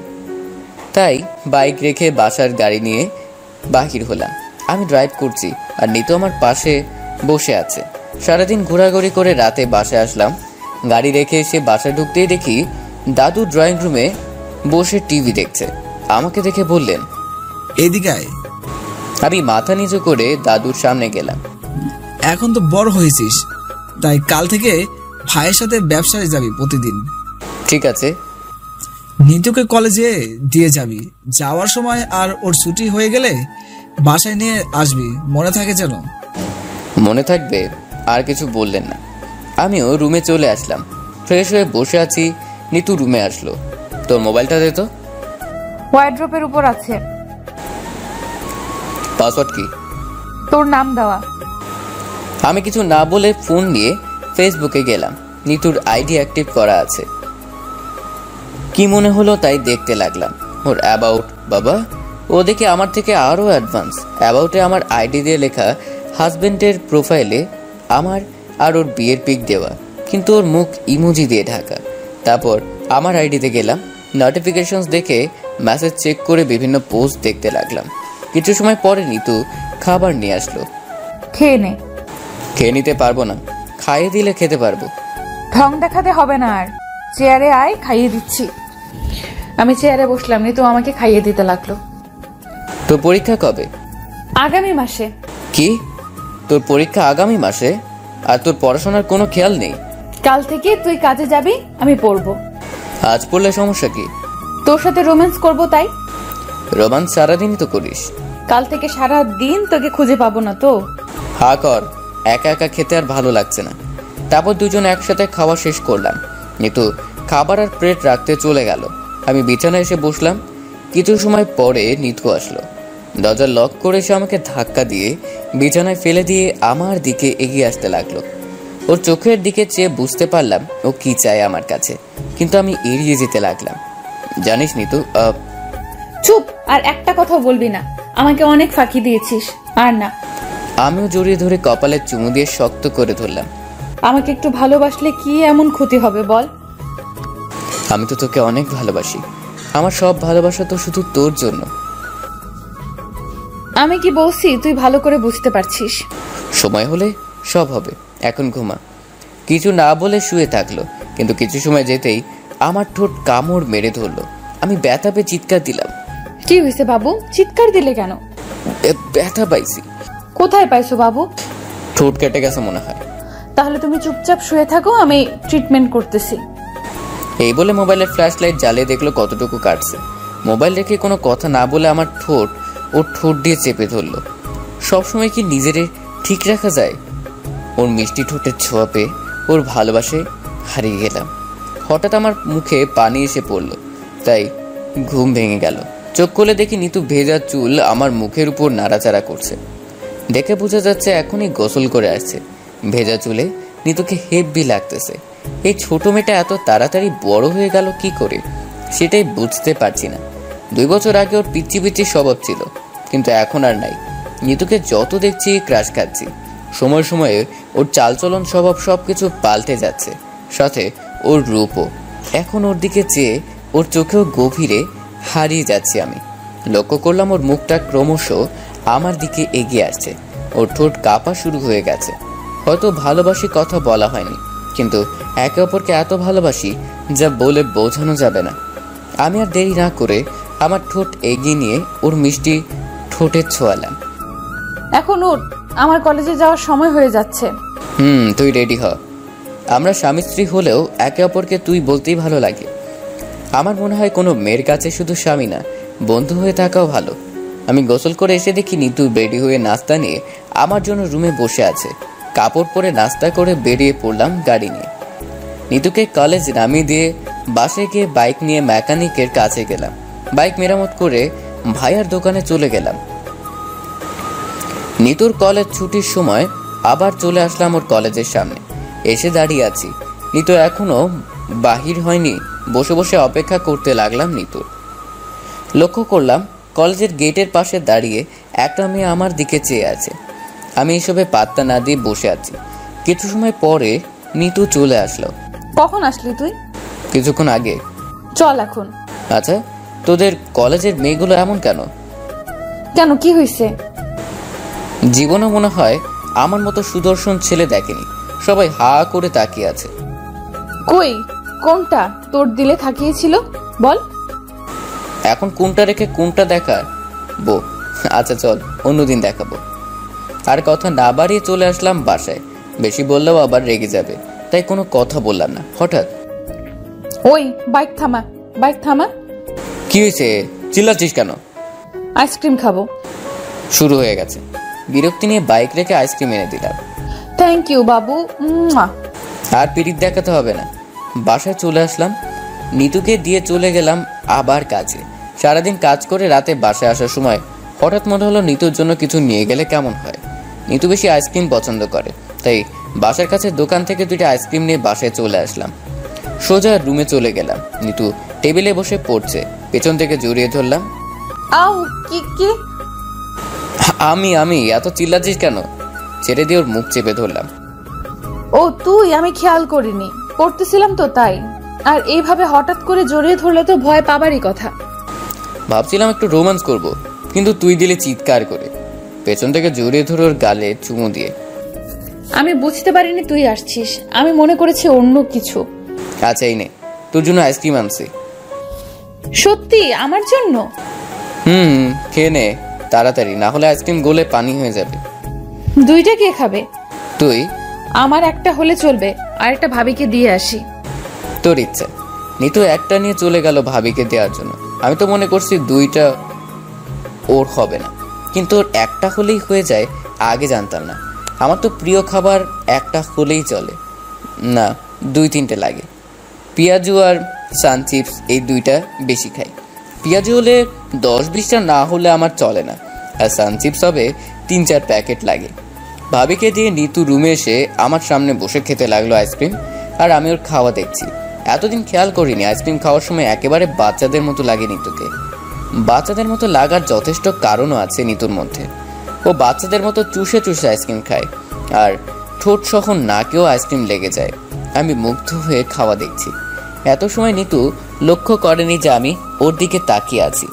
এক মনে খেয়ে চলেছে। হঠাৎ আমার চোখে চোখ পড়লো। খাবি আইসক্রিম? না। একটু খাও।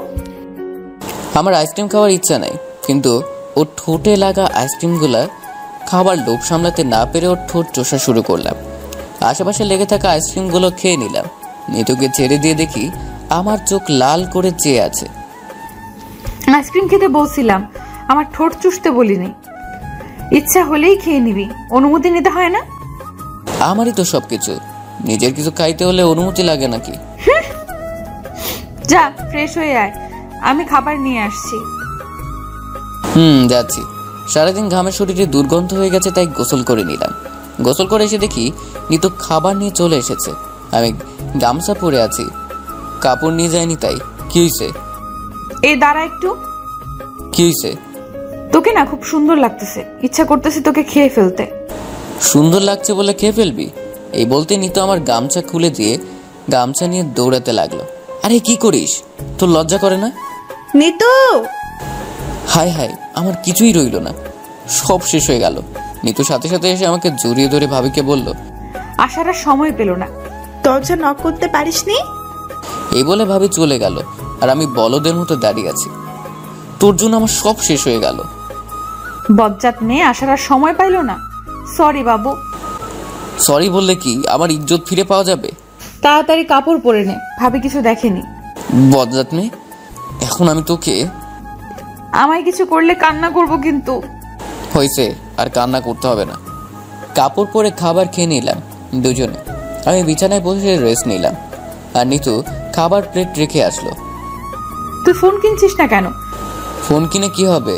7 দিন তোকে কত মিস করে জানিস? আমার জেনে লাভ কি? তোর লাভ কি? সত্যি তো আমি তো আর তোর কেউ না। তুই তেঁতুল গাছের পেতনি। এই পেতনি এখন তোকে খেয়ে ফেলবে। এই বলে আমার ঠোঁটের উপর নির্যাতন শুরু করে দিল। আমিও সমানভাবে তাল মিলাইতে লাগলাম। একে অপরের ভালোবাসার সাগরে ডুবে যেতে লাগলাম। আচ্ছা তুই নামাজ পড়িস না কেন? কে বলল? আমি তো প্রতি শুক্রবার জুমার নামাজ জামাতের সহিত আদায় করি। কি সপ্তাহে একদিন? কাল থেকে 5 ওয়াক্ত নামাজ পড়বি, মনে থাকবে? চেষ্টা করব। চেষ্টা করলে হবে না, পড়তেই হবে। আচ্ছা মনে থাকবে। আর কাল একটা মোবাইল কিনবি, আমার যখন ইচ্ছা হবে তখন কথা বলবো। জীবনে নিজের টাকায় মোবাইল কিনেছি। কিনিস নি, এখন কিনবি। আচ্ছা এখন ঘুমাও। আর কথা না বলে নিতুকে বুকে জড়িয়ে ধরে ঘুমিয়ে পড়লাম। হঠাৎ ধাক্কা ধাক্কি শুরু হয়ে গেল।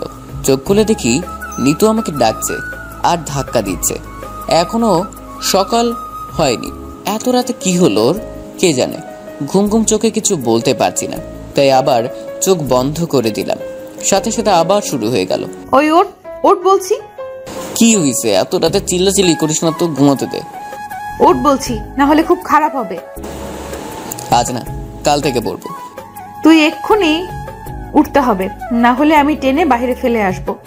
এই বলেই নিতু আমার হাত ধরে টানা শুরু করে দিল। এখন আর কোনো উপায় নাই। এই মেয়ে যে পরিমাণ জেদি, সত্যি টানতে টানতে নিয়ে যাবে। তাই উঠে গেলাম, বসে বসে চোখ ডলতে লাগলাম। চল তাড়াতাড়ি। কোথায় যাব এখন? গোসল করে নামাজ পড়তে হবে। এখন গোসল করতে ইচ্ছা করছে না। গোসল না করে নামাজ পড়বি কি করে? অজু পড়লেই তো হবে। মাথা খারাপ হয়ে গেছে? ঘুমানোর আগে কি কি করেছিস মনে আছে? হ্যাঁ তাই তো। স্বামী স্ত্রীর মিলন যতই পবিত্র হোক না কেন, মিলন করার পরে গোসল না করলে শরীর পবিত্র হবে না।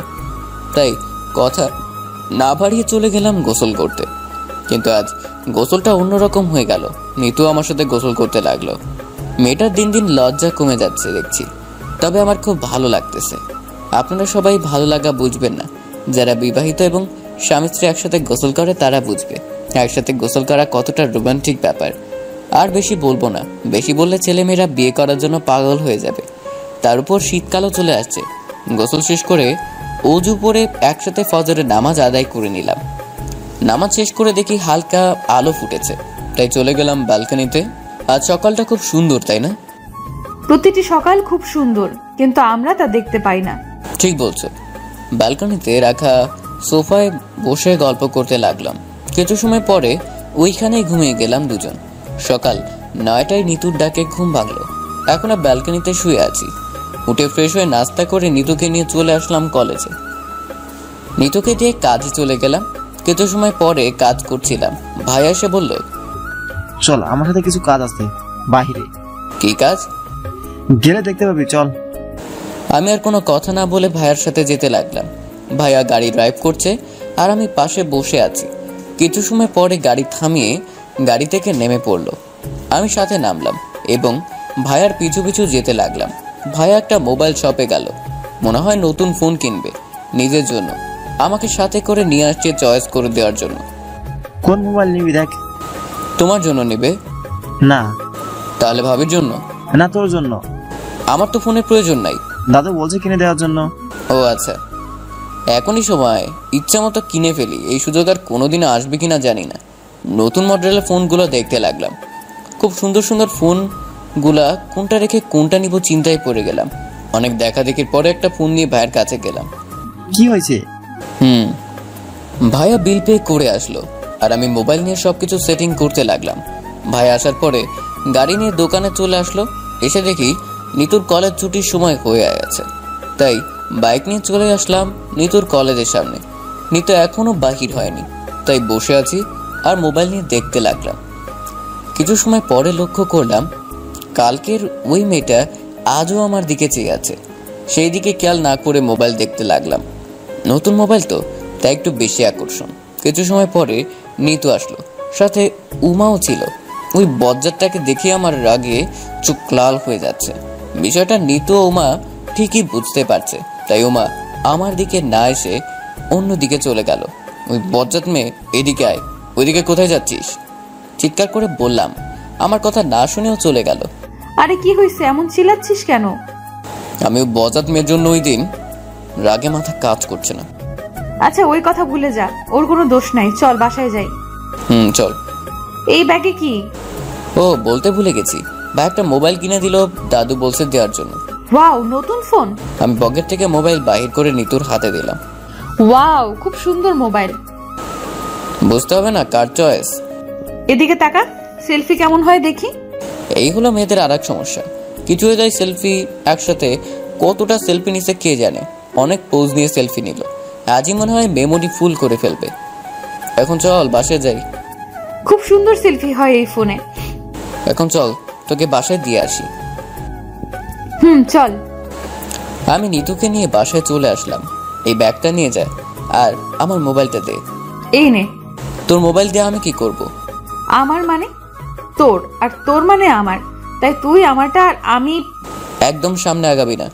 তোর মানে তোর, আমার মানে আমার। দে আমারটা। ওর হাত থেকে আনতে লাগলাম। এসব প্লিজ বাবু, তুই তো আমার লক্ষ্মী বাবু। বলে লাভ নাই, আমারটা দে বলছি। আমার সোনা বাবু, লক্ষ্মী বাবু এখন আমার কাছে থাক, তুই রাতে নিয়ে নিস। রাতে মনে থাকবে তো? একদম মনে থাকবে, তোরেই দিয়ে দিব। আচ্ছা এখন যাই। শোন, কি? জোহরের নামাজ পড়তে ভুলবি না কিন্তু। আচ্ছা। চলে আসলাম। বাসা থেকে আমার এত স্বাদের মোবাইল নিয়ে নিল আর ওর ওইটা আমাকে দিয়ে দিল। বজ্জাত মেয়ে একটা, নিজেরটাই হয় না আমারটা নিয়ে টানাটানি করে। আমি ওরটা নিয়ে এমন করি নাকি? কিছু সময় পরে কল আসলো। মোবাইল হাতে নিয়ে দেখি উমার নাম্বার থেকে কল আসছে। ওই বজ্জাত মেয়ে আমার নাম্বার কোথায় পেল? আরে এটা তো নিদুর মোবাইল। দেখি কল রিসিভ করে কি বলে। ওই বজ্জাতের হাড্ডি, সবার সাথে তো জল্লাতে দেখাস, নিজের বজ্জাত স্বামীটাকে ঠিক করতে পারিস না? দেখছিস আর কেমন করে আমার দিকে চেয়েছিল? তোর জামাই না হলে আজ কি অবস্থা করতাম নিজেই জানি না, শুধু তোর জামাই বলে ছেড়ে দিলাম। ওই শয়তানের হাড্ডি বজ্জাত মেয়ে, তোকে একটা হাতের কাছে পাই তারপর মজা বোঝাবো। ঝাঁঝালো সুরে বললাম। আর কিছুই বললো না, সাথে সাথে কল কেটে দিল। রাতে বাসায় চলে আসলাম। এসে রুমে গিয়ে দেখি নিতু বসে বসে পড়তেছে আর আমার মোবাইলটা বিছানায় রাখা। মোবাইল হাতে নিয়ে দেখতে লাগলাম। সিম এখনো ঢুকানো হয়নি। আমার সিমটা তো দাদুর কাছে। আমি সিম খুঁজতে যাব না, দিলে দিবে না দিলে নাই। মোবাইলের গ্যালারিতে ঢুকে আমি অবাক। এই কয়েক ঘন্টায় 200+ পিকচার তোলা হয়ে গেছে। কি বলবো, নিতুকে খুঁজে পাচ্ছি না। আপাতত কিছু না বলে দেখতে লাগলাম ওর তোলা পিকগুলো। বিভিন্ন স্টাইলে তোলা সেলফি দেখছি আর মনে মনে হাসছি ওর সেলফির ধরন দেখে। আজ বাসায় এসে এই মোবাইল নিয়ে বসে গেলি, আর আমার সাথে একটা কথাও বলার প্রয়োজন মনে হয়নি। তোর পড়ায় বিরক্ত করতে চাইছিলাম না, তাই কথা বলিনি। আর তোর সেলফিগুলো দেখছিলাম। ফ্রেশ হয়ে আয়, আমি খাবার নিয়ে আসছি। ওকে। মোবাইল রেখে চলে গেলাম ফ্রেশ হতে। নিতুর যে অবস্থা দেখে বোঝা যাচ্ছে মোবাইলটা আর ফেরত পাবো না। আর নিতুর হাতে কিছু চলে গেলে তার ফিরে আসে না। আমি দিলে এটা ভুলে গেছিলাম। তখন যদি মনে থাকতো তাহলে ওর হতে দূরের কথা বলতামই না ফোনের ব্যাপারে। ছোটবেলায় তো বেশিরভাগ সময় আমার কিনা টি শার্ট পরতো, আমার জন্য কিনে আনলে ওর ভালো লাগলে নিয়ে নিত। 2 বছর আগের কথা। তখন আমার এক ক্লাসমেটের বোনের বিয়ের জন্য আমি একটা টি শার্ট কিনেছি। বাসায় আসতে কি করে যে দেখেছে কে জানে। পরের দিন সকালে বিয়েতে যাওয়ার জন্য রেডি হতে লাগলাম, কিন্তু শার্ট খুঁজে পেলাম না। ওইদিকে দেরি হয়ে যাচ্ছে, তাই অন্য একটা পরে চলে যাই বিয়েতে। বিকেলে বাসায় এসে দেখি নিতু আমার নতুন শার্ট পরে আছে। অনেক চেষ্টা করলাম শার্ট ফিরিয়ে আনার জন্য, কিন্তু কাজ হলো না। গত বছর একটা ব্র্যান্ডের টি শার্ট কিনেছিলাম খুব শখ করে, 990 টাকা দিয়ে। বাসায় এসে সাথে সাথে পরে নিয়েছি যাতে নিতু নিয়ে যেতে না পারে, কিন্তু বজ্জাত মেয়েটার ভালো লেগে যায়। রাতে খুলে ঘুমাইছি, সকালে উঠে আর খুঁজে পাইনি। পরের দিন দেখি নিতু সেটা পড়ে আছে। এখন খুব চিন্তায় আছি, মোবাইলটা পাওয়া যাবে নাকি ও হজম করে ফেলবে। গোসল করে সে খেয়ে কিছু সময় পর গল্প করে ঘুমিয়ে পড়লাম। ভোরে নিতু ডেকে ঘুম ভাঙালো। ফজরের নামাজ পড়ে ঘুমিয়ে গেলাম। সকালে ঘুম থেকে উঠে নাস্তা করে কাজে যাওয়ার জন্য রেডি হয়েছি। তখন কাজে যাওয়ার জন্য রেডি হয়ে দেখি নিতুর মোবাইল বিছানায় রাখা, কিন্তু আমারটা নাই। তার মানে আর আমার মোবাইল পাওয়া যাবে না। এত শখ করে কিনলাম আর ও নিয়ে নিল। নিতু, আমার মোবাইল কোথায়? এই তো বিছানায় রাখা আছে। এটা তো তোর মোবাইল, আমারটা কোথায়? এটাই তোর, আর এটাই তোর সিম লাগানো আছে। তোরটা তুই নে আর আমারটা দিয়ে দে। আচ্ছা একটা কথা বলতো। কি হয়েছে বল। আমি তো তোর বিয়ে করা বউ। না, তুই আমার চাচাতো বউ। আচ্ছা বলতো, বিয়ের পরে কি আমায় কোনো গিফট দিয়েছিস? পরশুদিন তো আইসক্রিম এনে দিলাম। খাওয়ার কথা বলিনি, অন্য কিছু দিয়েছিস? কিছু দেইনি। আজ আসার সময় নিয়ে আর কথা বলতে পারলাম না। নিতু পরম আদরে ওর মিষ্টি ঠোঁট দিয়ে আমার ঠোঁট চেপে ধরলো। আমি আর কোনো কথা বলতে পারলাম না। বুঝে গেছি আর কাজ হবে না। নিতু আগে কিছু নিলে দাদুকে দিয়ে বুঝাতো, আর এখন নিজেই এইভাবে বুঝিয়ে দিচ্ছে। কিছু সময় পরে ছেড়ে দিয়ে দাঁড়িয়ে আছে। কিছুই বলছে না, আমিও কিছু বললাম না, ওর দিকে চেয়ে আছি। মনে কর এটাই তোর দেওয়া ফার্স্ট গিফট, তাই এটার আশা ছেড়ে দে। সবসময় শুধু আমাকে মেরে খেতে শিখেছিস। রাগ করিস না। কলেজে যেতে হলে চল, আমি চলে যাব। চল। তারপর আর কি করার, নতুন মোবাইলের আশা ছেড়ে দিয়ে পুরাতনটা নিয়ে চলে আসলাম। নিতুকে কলেজে নামিয়ে দিয়ে দোকানে চলে আসলাম। মনটা একেবারে খারাপ হয়ে গেছে। কত শখ করে কিনলাম, কিন্তু তার হলো না। সব সময় আমার সাথে এমন করে, এখন ইচ্ছে করছে কি করার বুঝতে পারতেছি না। চুপচাপ সব সহ্য করতে হচ্ছে, কিছু বলতেও পারছি না। কি বা বলবো আর কাকে বলবো? সে তো আমার বউ হয়ে গেছে। কাউকে মনের দুঃখ বললে সে বলবে বউ তো তোর, অন্য কারো না। সেজন্য কিছু বলতে পারছি না। চুপচাপ কাজে লেগে গেলাম। ভাইয়া হয়তো কিছুটা লক্ষ্য করছেন, কিন্তু কিছু বলছেন না। নিতুর কলেজ ছুটির সময় হয়ে গেছে, আমি খেয়াল করিনি। আজ নিতু কলেজে আসছে কেন? কলেজ ছুটির সময় হয়ে গেছে, তুই যাবি না? আমি তো খেয়াল করিনি। মোবাইল বাহির করে টাইম দেখতে লাগলাম। নতুন মোবাইল কোথায়? তোমার আদরের বজ্জাত চাচাতো বোনের কাছে। রাগ দেখে কি আর হবে, তোর বউ তো সে। এর জন্য তো কিছুই বলতে পারি না। আর কথা না বলে চলে আসলাম কলেজের সামনে। এসে দেখি নিতু এখনো আসেনি, তাই বসে বসে অপেক্ষা করতে লাগলাম। হঠাৎ দেখি ওই মেয়েটা ভেতর থেকে এসেছে, আমার থেকে কিছু দূরে দাঁড়িয়ে আমার দিকে তাকিয়ে আছে। এই মেয়ের সমস্যা কি কিছুই বুঝলাম না। প্রতিদিন আমার দিকে এমন করে তাকিয়ে থাকে কেন বুঝলাম না কিছু। কিছু সময় পরে নিতু আসলো। নিতুকে নিয়ে বাসায় চলে আসলাম। প্রতিদিন নিতুকে আনার সময় দেখি ওই মেয়ে আমার দিকে তাকিয়ে থাকে, আমার সামনে দাঁড়িয়ে থাকে আর আমার দিকে তাকায়। নিজের কাছে কেমন বিরক্ত লাগে ব্যাপারটা। এভাবে চলে গেল কিছুদিন। এখন নিতুর পরীক্ষার সময় চলে আসছে, এখন পরীক্ষার হলে দিয়ে আসতে হয়। এখনো দেখি আগের মতো ওই মেয়েটা আমার দিকে তাকায়, কিছু বলেও কাছে আসেও না, শুধু ড্যাব ড্যাব করে তাকিয়ে থাকে। এখন নিতু আর আমার ভালোবাসার কমতি নাই। আমার কাছে যত ভালোবাসা আছে সব নিতুকে দিয়ে দিই, আর নিতু আমাকে সব কিছু দিয়ে ভালোবাসে। এখন আর দাদুর কাছে কোনো অভিযোগ করে না আমার ব্যাপারে। কোনো কিছু হলে বা আমি কোনো কাজে না করলে রাতে বাসে আসলে কাজ করিয়ে ছাড়ে। ওই দিন নিতু কল করে বলেছিল ওর জন্য আইসক্রিম আনার জন্য, কিন্তু আমি ভুলে গেছিলাম। রাতে বাসায় এসে নিতুকে দেখে মনে হলো আইসক্রিম নিয়ে আসতে ভুলে গেছি। প্রথমে নিতু কিছু বলেনি, যখন ঘুমানোর জন্য বিছানায় যাব তখনই, একদম খাটে উঠবি না। তাহলে আমি কোথায় যাব? কোথায় যাবি তা জানি না, তবে আজ তোর বিছানায় জায়গা নেই। কেন, আমি বিছানায় ঘুমাতে পারবো না? আজ কিছু আনার জন্য বলেছিলাম, তা কোথায়? আসলে আমি ভুলে গেছি, কাল সকালে এনে দিব। তাহলে এই বিছানায় ঘুমানোর কথাও ভুলে যা। আমি কোথায় ঘুমাবো? আমি কি জানি। কাল এনে দিব, সত্যি বলছি। তুইও এই বিছানায় কাল ঘুমাতে পারবি, সত্যি বলছি। আর কথা না বলে রুম থেকে চলে আসলাম।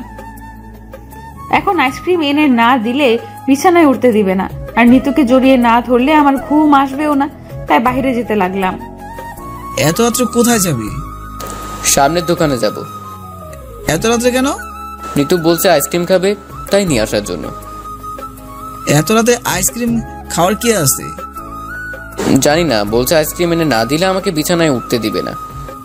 আমার সাথে আয়।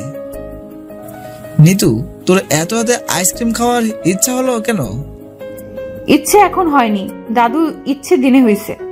তাহলে এখন বলছিস কেন?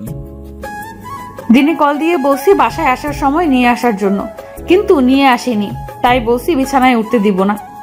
বললাম তো কাল সকাল হলে এনে দিব। আমিও তো বলছি। দেখছো দাদু, তোমার নাতনি কত পাষাণ হয়েছে। দাদুর দেখার কি আছে? দাদু তুমি গিয়ে ঘুমাও, আমি এটাকে আবার সাইজ করব। দাদু তুমি বলো এখন এসব না করতে, আমি তো ভুলে গেছিলাম। তোদের যা ইচ্ছা কর, আমি এসবে নাই। এই বলে দাদু চলে গেল, আর নিতু আমার দিকে চোখ রাঙিয়ে চেয়ে আছে। তাই চলে গেলাম দোকানে আইসক্রিম আনার জন্য। দোকান থেকে আইসক্রিম এনে দেওয়ার পরে আমাকে বিছানায় উঠতে দিচ্ছে। আজ নিতুর শেষ পরীক্ষা। আমি বাইরে দাঁড়িয়ে আছি, কিন্তু নিতু আসার কোনো নাম গন্ধ নেই। ওই মেয়ে বাহির হয়েছে, দেখতে দেখতেই চেনা হয়ে গেছে মেয়েটাকে, তাই দেখেই চিনতে পারছি। কি আজ দেখি মেয়েটা সোজা আমার দিকে আসছে। এই মেয়ের মতলব কি কিছুই বুঝতেছি না। আমি ওর দিকে খেয়াল না করে মোবাইল দিয়ে ফেসবুকিং করতে লাগলাম। আসসালামু আলাইকুম, কেমন আছেন? মেয়েটার দিকে চেয়ে আছি, কোনো কথা বলছি না। কি বলবো সেটা খুঁজে পাচ্ছি না। কথা বলেন না কেন? সালামের জবাব দেন। ওয়ালাইকুম আসসালাম, ভালো, আপনি? আমি আপনার ছোট, তাই আমাকে তুমি বললে খুশি হব। আমি ভালো আছি। কোনো কথা না বলে মোবাইলে তাকালাম। আমি তানহা, নিতুর ক্লাসমেট। আমি নিতুর চাচাতো ভাই, তাই না? মিস তানহা, আপনি হয়তো ভুল শুনেছেন। আমি নিতুর ভাই না, স্বামী। আপনি বললেই হয়ে গেল? আমি তো খোঁজ নিয়ে দেখছি। তা কি কি খোঁজ নিলেন আপনি? আপনি নিতুর ভাই সেটা আমি জানি, আর অনেকের কাছ থেকে শুনিয়েওছি। হ্যাঁ, আমি নিতুর ভাই ছিলাম আমাদের বিয়ের আগ পর্যন্ত। বিয়ের পর থেকে স্বামী হয়ে গেছি, আর এখন আপনার দুলা ভাইও। আপনি খুব ভালো বলতে পারেন দেখছি। আমার কাছে কি চান এখন? আপনার মন। হোয়াট? না মানে আপনার নাম্বারটা যদি দিতেন। কেন, আমার নাম্বার দিয়ে কি করবেন? না মানে একটু কথা বলতাম। আমার সাথে কথা বলে আপনি কি করবেন? এমনি বলতাম আর কি। ও, আপনার ক্লাসমেটের কাছে আমার নাম্বার আছে, নিয়ে নেন। আপনি দিলে ভালো হবে। ওর কাছে খারাপটা না, ভালোটা আছে। মেয়েটার কিছু না বলে চলে গেল, আবার ভেতরে হয়তো নিতুর কাছে যাচ্ছে। যাও বালিকা, নিতু তোমাকে লবণ ছাড়া খাবে, পানিও খাবে না। আমি বাইকে বসে আছি, কিছু সময় পরে দেখি তানহা নামের মেয়েটা আবার আসছে। আপনার বোন এত বজ্জাত কেন? এই মেয়ে, তোমার এত সাহস কোথা থেকে হলো আমার বউকে বজ্জাত বলা? আপনিও দেখছি নিতুর মতো নাম্বার দিল না, সাথে আমাকে অপমান করলো। খুব ভালো করছে। আপনাকে যে বলছি আমি ওর স্বামী, তা মাথায় ঢুকে না? আপনিও ওর মতো হয়েছেন। ও তো নাম্বার দেয়নি, তার উপর সবার সামনে আমাকে। আপনাকে অপমান করবে না তো কি করবে? ওর স্বামীর নাম্বার ওর কাছেই চাইছো। আমি তো মনে করছি ও আস্ত খেয়ে ফেলবে আজ। সামনে তাকে দেখি নিতু চলে আসছে। আচ্ছা, আপনার নাম্বারটা দিয়ে দেন, আমি চলে যাব। ওই তানহার বাচ্চা, আমি যে এত কিছু বললাম তোর গায়ে লাগেনি? আবার আসছিস নাম্বার নিতে? তোর এত চলে কেন? আমি তো তোর কাছ থেকে নিতেছি না। তুই আমার স্বামীর নাম্বার নেওয়ার কে রে? যা এখান থেকে, না হলে আজ তোকে কি করব জানি না। কি করবি তুই? দেখবি কি করতে পারি। এই বলে কি যেন খুঁজতে লাগলো। হ্যাঁ, ও ইট খুঁজছিল, আরেকটা পেয়েও গেল। আমি এত সময় চেয়ে চেয়ে দেখছিলাম, এখন দেখছি পরিস্থিতি খারাপ হতে চলেছে। তাই আর দেরি না করে নিতুকে ধরলাম। এখন হাতের ইট দিয়ে তানহাকে মেরেও ফেলতে পারে। নিতুকে দিয়ে কোনো ভরসা নেই, তাই আর এখানে দাঁড়িয়ে না থেকে নিতুকে জোর করে বাইকে তুলে নিয়ে আসলাম। কিন্তু ওর গালাগালি বন্ধ হলো না, একের পর এক গালি দিয়েই চলেছে তানহাকে। এখন নীতির অবস্থাও খারাপ, পাগলের মতো গালি দিয়ে চলেছে। এখন নিতুকে বাসে নিয়ে গেলেও সমস্যা হবে, তাই ফাঁকা রাস্তা দেখে বাইক থামালাম। বাইক থেকে নেমে নিতুকে বললাম, প্লিজ নিতু, এবার থামো। কেন থামবো? কেন থামবো? ওই শয়তান মেয়ে সাহস হলো কি করে তোর নাম্বার চাওয়ার? নিতু চুপ করো, মানুষজন কি ভাববে? ওর দুই গাল হাত দিয়ে ধরে। থামবো কেন? এই ফালতু মেয়ে বলে কি? আরে শুধু নাম্বার চাইছে। শুধু নাম্বার চাইনি, ও বলেছে তোর সাথে প্রেম করবে। কি? এই মেয়েকে, এই 420 মেয়েকে থাপড়ায় সব কয়টা দাঁত ফেলে দিলে না কেন? 420 কি? 420। ও, এই জন্যই তো এত বকা দিচ্ছি। আচ্ছা থামো, ও বললেই হয়ে গেল নাকি? আমি তো শুধু তোকে ভালোবাসি আর বাসবো। তাহলে ওই ফালতু মেয়ে কেন বলবে এই কথা? ফালতু মেয়ে তো, তাই বলছে। এখন চুপ করো, আর কোনো কথা বলবি না। আমার মাথা গরম হয়ে গেছে, আমাকে আইসক্রিম দে। আচ্ছা চুপচাপ বস, এখানে কোনো দোকান নাই, সামনে গিয়ে দেখি। চল। বাইক নিয়ে কিছু দূর এসে আইসক্রিম কিনে দিলাম নিতুকে। ও আইসক্রিম খাচ্ছে বাচ্চাদের মতো। বাসায় চলে আসলাম, নিতুকে নামিয়ে দিয়ে আমার দোকানে চলে গেলাম। রাতে বাসায় এসে দেখি সবাই ড্রয়িং রুমে বসে আছে। আমি আমার রুমে চলে যেতে লাগলাম, তখন দাদু বললেন, এদিকে আয়। ফ্রেশ হয়ে আসছি। তোকে বলছি এখনই আসার জন্য। আর কোনো কথা না বলে চলে গেলাম সবার সামনে। তোর হয়েছেটা কি? তোর জন্য কি আমরা রাস্তাঘাটে চলাফেরা করতে পারবো না? আমি কি করলাম? কি করিসনি বল? তোর কি লজ্জা বলতে কিছু নাই? 2 দিন পর পর একটা না একটা করিস। এমন ছেলের সাথে আমরা বিয়ে দিয়ে খুব বড় ভুল করেছি। কি বলো আম্মু? তোমরা আমার কথাটা একটু শোনো। তুই বারবার গটকালি করতে আসিস না, আমার নিজের কানে সব শুনছি। কি যাতা বলছো? আমি কি করছি আর কিসের জন্য এমন করতেছো? কি করিস বল? আর একটা কথা বলবি না? লজ্জা করে না? লজ্জা করে না? বিয়ে করা বউ রেখেও বাইরে এইসব করে বেড়াস। আরে আমি কি করেছি সেটা তো বলবে। কি করিসনি বল? কিছুদিন আগে একটা মেয়ে, এখন আরেকটা মেয়ের সাথে এসব করে বেড়াতে তোর লজ্জা করে না? তার উপর বউ আছে। আমার তো ইচ্ছা করছে তোকে গলা কেটে মেরে ফেলতে। তখন থেকে শুনে যাচ্ছি কি সব বল। আর একটা কথা বলবি না, তুই এত খারাপ হবি আমার ভাবতেও ঘেন্না হচ্ছে। যা আমাদের বাসা থেকে বাইর হয়ে। কি হয়েছে, এমন করতেছিস কেন? কি হয়নি আজ? একটা মেয়ের সাথে কি করে আসছে? তোর চাচার কাছে নালিশ করেছে। তোর লজ্জা করে না এসব করতে? কি হয়েছিস তুই? তোকে তো আমরা এমন শিক্ষা কোনোদিন দেইনি, তারপরও তুই এমন করতেছিস। যা বাড়ি থেকে বাইর হ। আমার কথা একটু শোনো, ও কিছুই করেনি। আজ আমি তোর সাথে ছিলাম। চুপ, তুই আর একটা কথা বলবি না। নিতুর মা, ওকে রুমে নিয়ে যাও। তোমরা যদি ওকে বাহির করে দাও তাহলে আমাকেও বাহির করে দাও। ও খারাপ হলে আমি ওর বউ, আমিও খারাপ। চুপ, আর একটা কথা বলবি না। নিতুকে থাপ্পড় দিয়ে টেনে টুনে নিয়ে গেলেন। আমি শুধু দেখছি আর চোখের পানি ফেলছি। আমাকে তো কেউ কথা বলতেই দিল না। কি করেছি আমি? আজ কিছুই তো করিনি। সবাই আমাকে শুধু খারাপ ভাবছে। আমার আম্মুও আমাকে খারাপ ভাবছে। আর ভাববেন নাই বা কেন? এর আগে তো আমাকে মিথ্যা অপবাদ দিয়েছে, যা সবার কাছে সত্য হয়ে আছে। এখন কি করব? আমি কষ্ট নিয়ে কি করে থাকবো? না, আমি আর এই বাসায় থাকবো না। এখানে আমার কোনো মূল্য নাই, আমার কথার কোনো মূল্য নাই। একটা বার তো আমার কথা শুনতে পারতো, বা নিতুর কথা কি সত্য আর কি মিথ্যা তা একটা বারও জানতে চাইলো না। কে কি বলছে তা সত্যি ভেবে আমার বাসা থেকে বের করে দিল। যেখানে আমার কোনো মূল্য নাই সেখানে আমি আর থাকবো না। আজ এখনই চলে যাব দূরে কোথাও। গন্তব্যহীন হাঁটা শুরু করলাম। সাথে ছিল চোখের জল, এছাড়া আমার আর কিছু নাই। যা ছিল সব ওরা নিয়ে নিছে। নিতুকেও আমার কাছ থেকে কেটে নিয়ে গেল। আর এক মুহূর্তেও এখানে থাকবো না, চলে যাব এখান থেকে। কিন্তু নিতুর কি হবে? ও কি আমার ছাড়া থাকতে পারবে? আর আমি কি নিতুকে ছাড়া থাকতে পারবো? না। এত কিছু ভেবে কি হবে? আমার তো আর কেউ নাই, সব থেকেও কিছু নাই এখন। সামান্য একটা মেয়ের কথায় সবাই আমাকে এত ভুল বুঝতেছে কেন? আমি কি এত খারাপ যে যা বলবে তাই কি আমি করে বেড়াই? একবারও কি ভালো করে খুঁটিয়ে দেখতে পারলো না ওরা?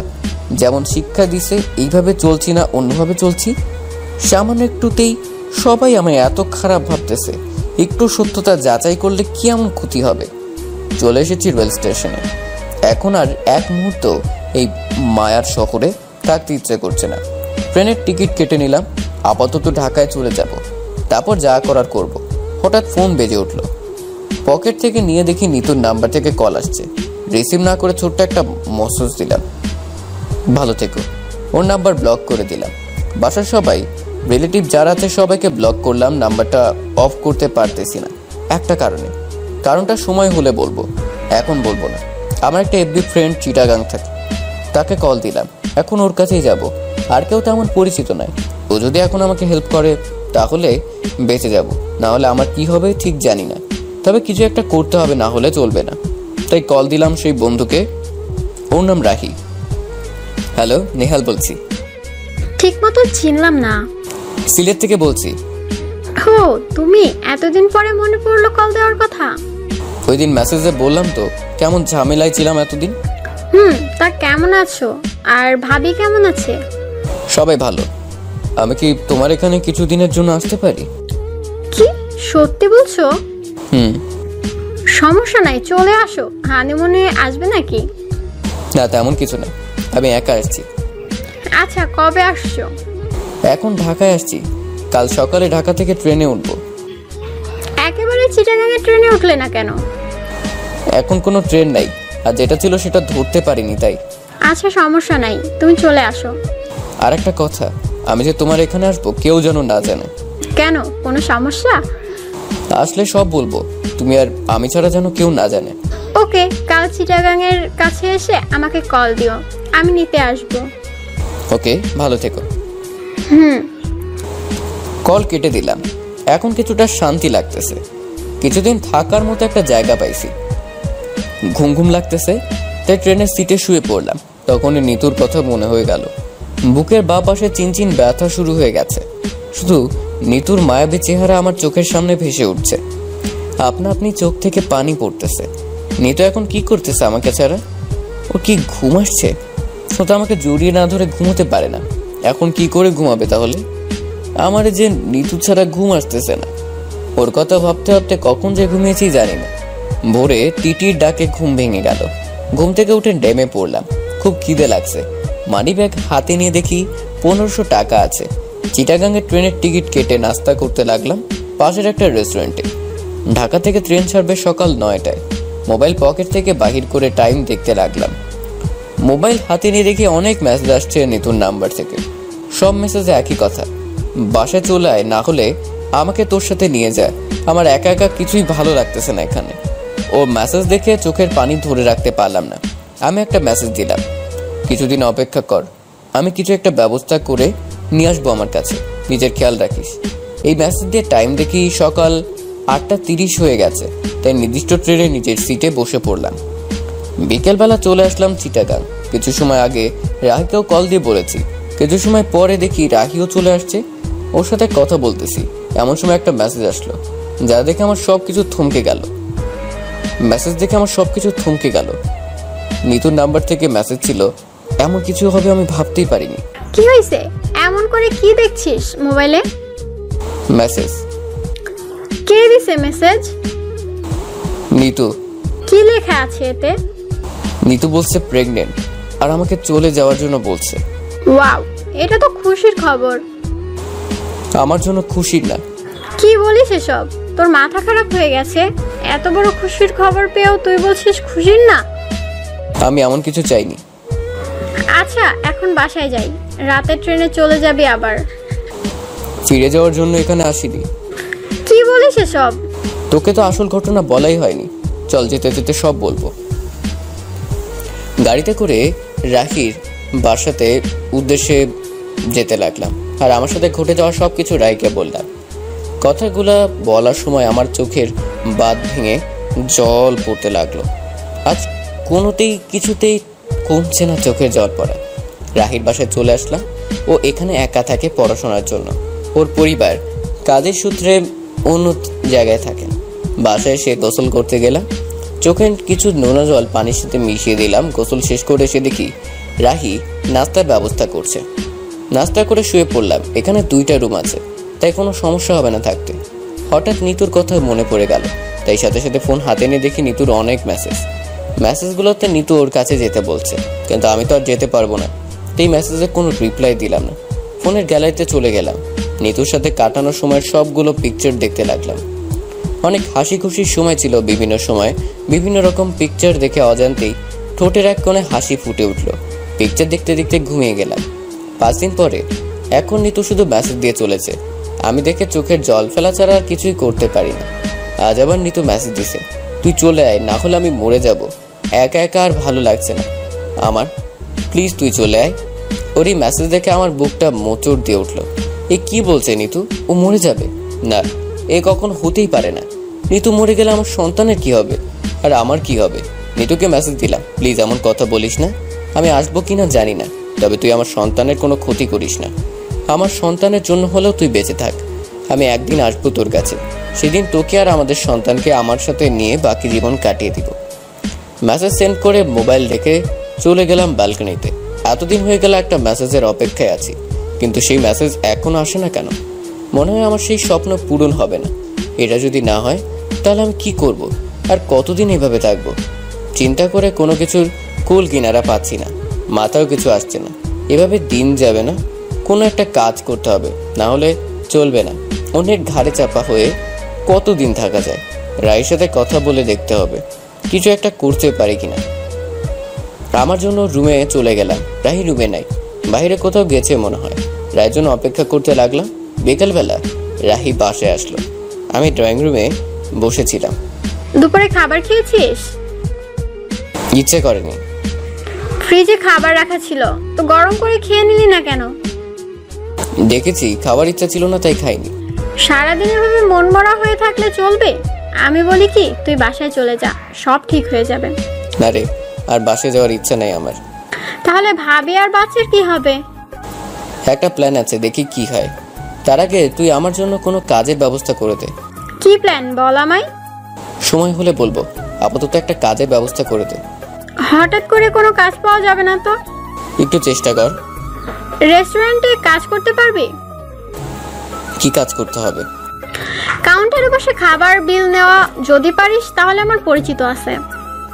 সমস্যা নেই, পারবো। সকাল 10টা থেকে রাত 10টা পর্যন্ত। পারবো, কোনো সমস্যা নেই। তারপর রাহি চলে গেল ওর রুমে। সন্ধ্যার পর আমাকে নিয়ে চলে গেল সেই রেস্টুরেন্টে। ওর মামার এইটা কথা বলে আসলাম কাল থেকে চলে যাব। পরের দিন থেকে কাজে লেগে গেলাম। মোবাইলটা সারাদিন সাইলেন্ট করে রাখি।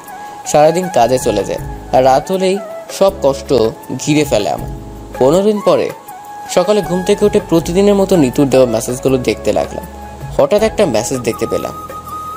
হ্যাঁ, আজ এতদিন পরে সেই মেসেজ আসছে, যার জন্য এতদিন বসেছিলাম। দেরি না করে রায়ের কাছে গেলাম। গিয়ে রাহিকে জড়িয়ে ধরলাম। ও আমার কাণ্ড দেখে হা করে আছে। কি হয়েছে, এত খুশি কেন আজ? আমার যে প্ল্যান ছিল সেটা হয়ে গেছে। ও, তা কি সেটা বল। আমি অস্ট্রেলিয়া স্কলারশিপ পেয়েছি। আও, অভিনন্দন। তাহলে কখন অ্যাপ্লাই করলে? আমাকে কিছুই বললি না। 2 মাস আগে করেছি, আর এতদিনের অপেক্ষায় ছিলাম। এখন বাসায় যা। না রে, বাসে যাব না, এখান থেকে চলে যাব। ভাবির সাথে দেখা না করে চলে যাবে? প্রতিষ্ঠিত হয়ে তারপর যাব। এখন তুই আমাকে কিছু টাকার ব্যবস্থা করে দে। আচ্ছা, সমস্যা নাই। 1 মাসের মধ্যে সবকিছু ব্যবস্থা করে ফেললাম। অস্ট্রেলিয়া যাওয়ার আগে নিতুকে একটা মেসেজ দিয়ে আসছি। নিতু, আমি চলে যাচ্ছি অস্ট্রেলিয়া স্কলারশিপ পেয়ে। সবাইকে বলিস আমার জন্য দোয়া করতে। নিজের শরীরের প্রতি খেয়াল রাখিস, আর আমার সন্তানের খেয়াল রাখিস। 5 বছর পরে আসবো, ভালো থাকিস। আমি এসে যেন আমার সন্তান আর সন্তানের মাকে সুস্থ অবস্থায় দেখতে পাই। এই বলেই ফোন অফ করে দিলাম। রায়ের কাছ থেকে বিদায় নিয়ে চলে আসলাম। 5 বছর পরে পড়াশোনা শেষ হয়েছে। 1 বছর আগে একটা জবও পেয়ে গেছি, উচ্চ মানের। নিতুকে নেওয়ার জন্য এসেছি আজ দেশে। কিছু সময় আগে বিমান ল্যান্ড করেছে সিলেট ওসমানী আন্তর্জাতিক বিমানবন্দরে। বিমান থেকে নেমেছি, এখন বাইরে এসেছি, কিন্তু কাউকেই দেখতে পাচ্ছি না। রায়কে কল দিয়ে বলেছি বাসায় কল দেওয়ার জন্য। এদিক সেদিক তাকাতে লাগলাম। হঠাৎ করে কে যেন এসে আমার ঠাস করে জড়িয়ে ধরলো। হে আর কেউ না, আমার ডেঞ্জারাস বউ পাগলিটা কান্না শুরু করে দিছে। নিতু এখন বাসায় যাবে নাকি এখানেই থেকে যাবে? চুপ, তুই একটা কথাও বলবি না। আমার সন্তান কোথায়? সাথে নিয়ে আসিসনি? সবাই আসছি। সামনে চেয়ে দেখি সবাই আমার সামনে দাঁড়িয়ে আছে। ছোট 2টা বাচ্চা দেখছি। 2টা কি আমার নাকি? কিছুই বুঝতেছি না। সবাই আমার দিকে হাসি মুখে চেয়ে আছে। ওই 2টা কি আমাদের? ওই মেয়ে আমাদের, আর ছেলেটা ভাইয়ার। এই বলে নিতু আমার মেয়েটাকে আমার কাছে এনে দিল। দেখতে একেবারে নিতুর মতো হয়েছে। মনে মনে চিন্তা করলাম, এদেরও বিয়ে ঠিক করে রাখলে কেমন হয়। সমাপ্ত।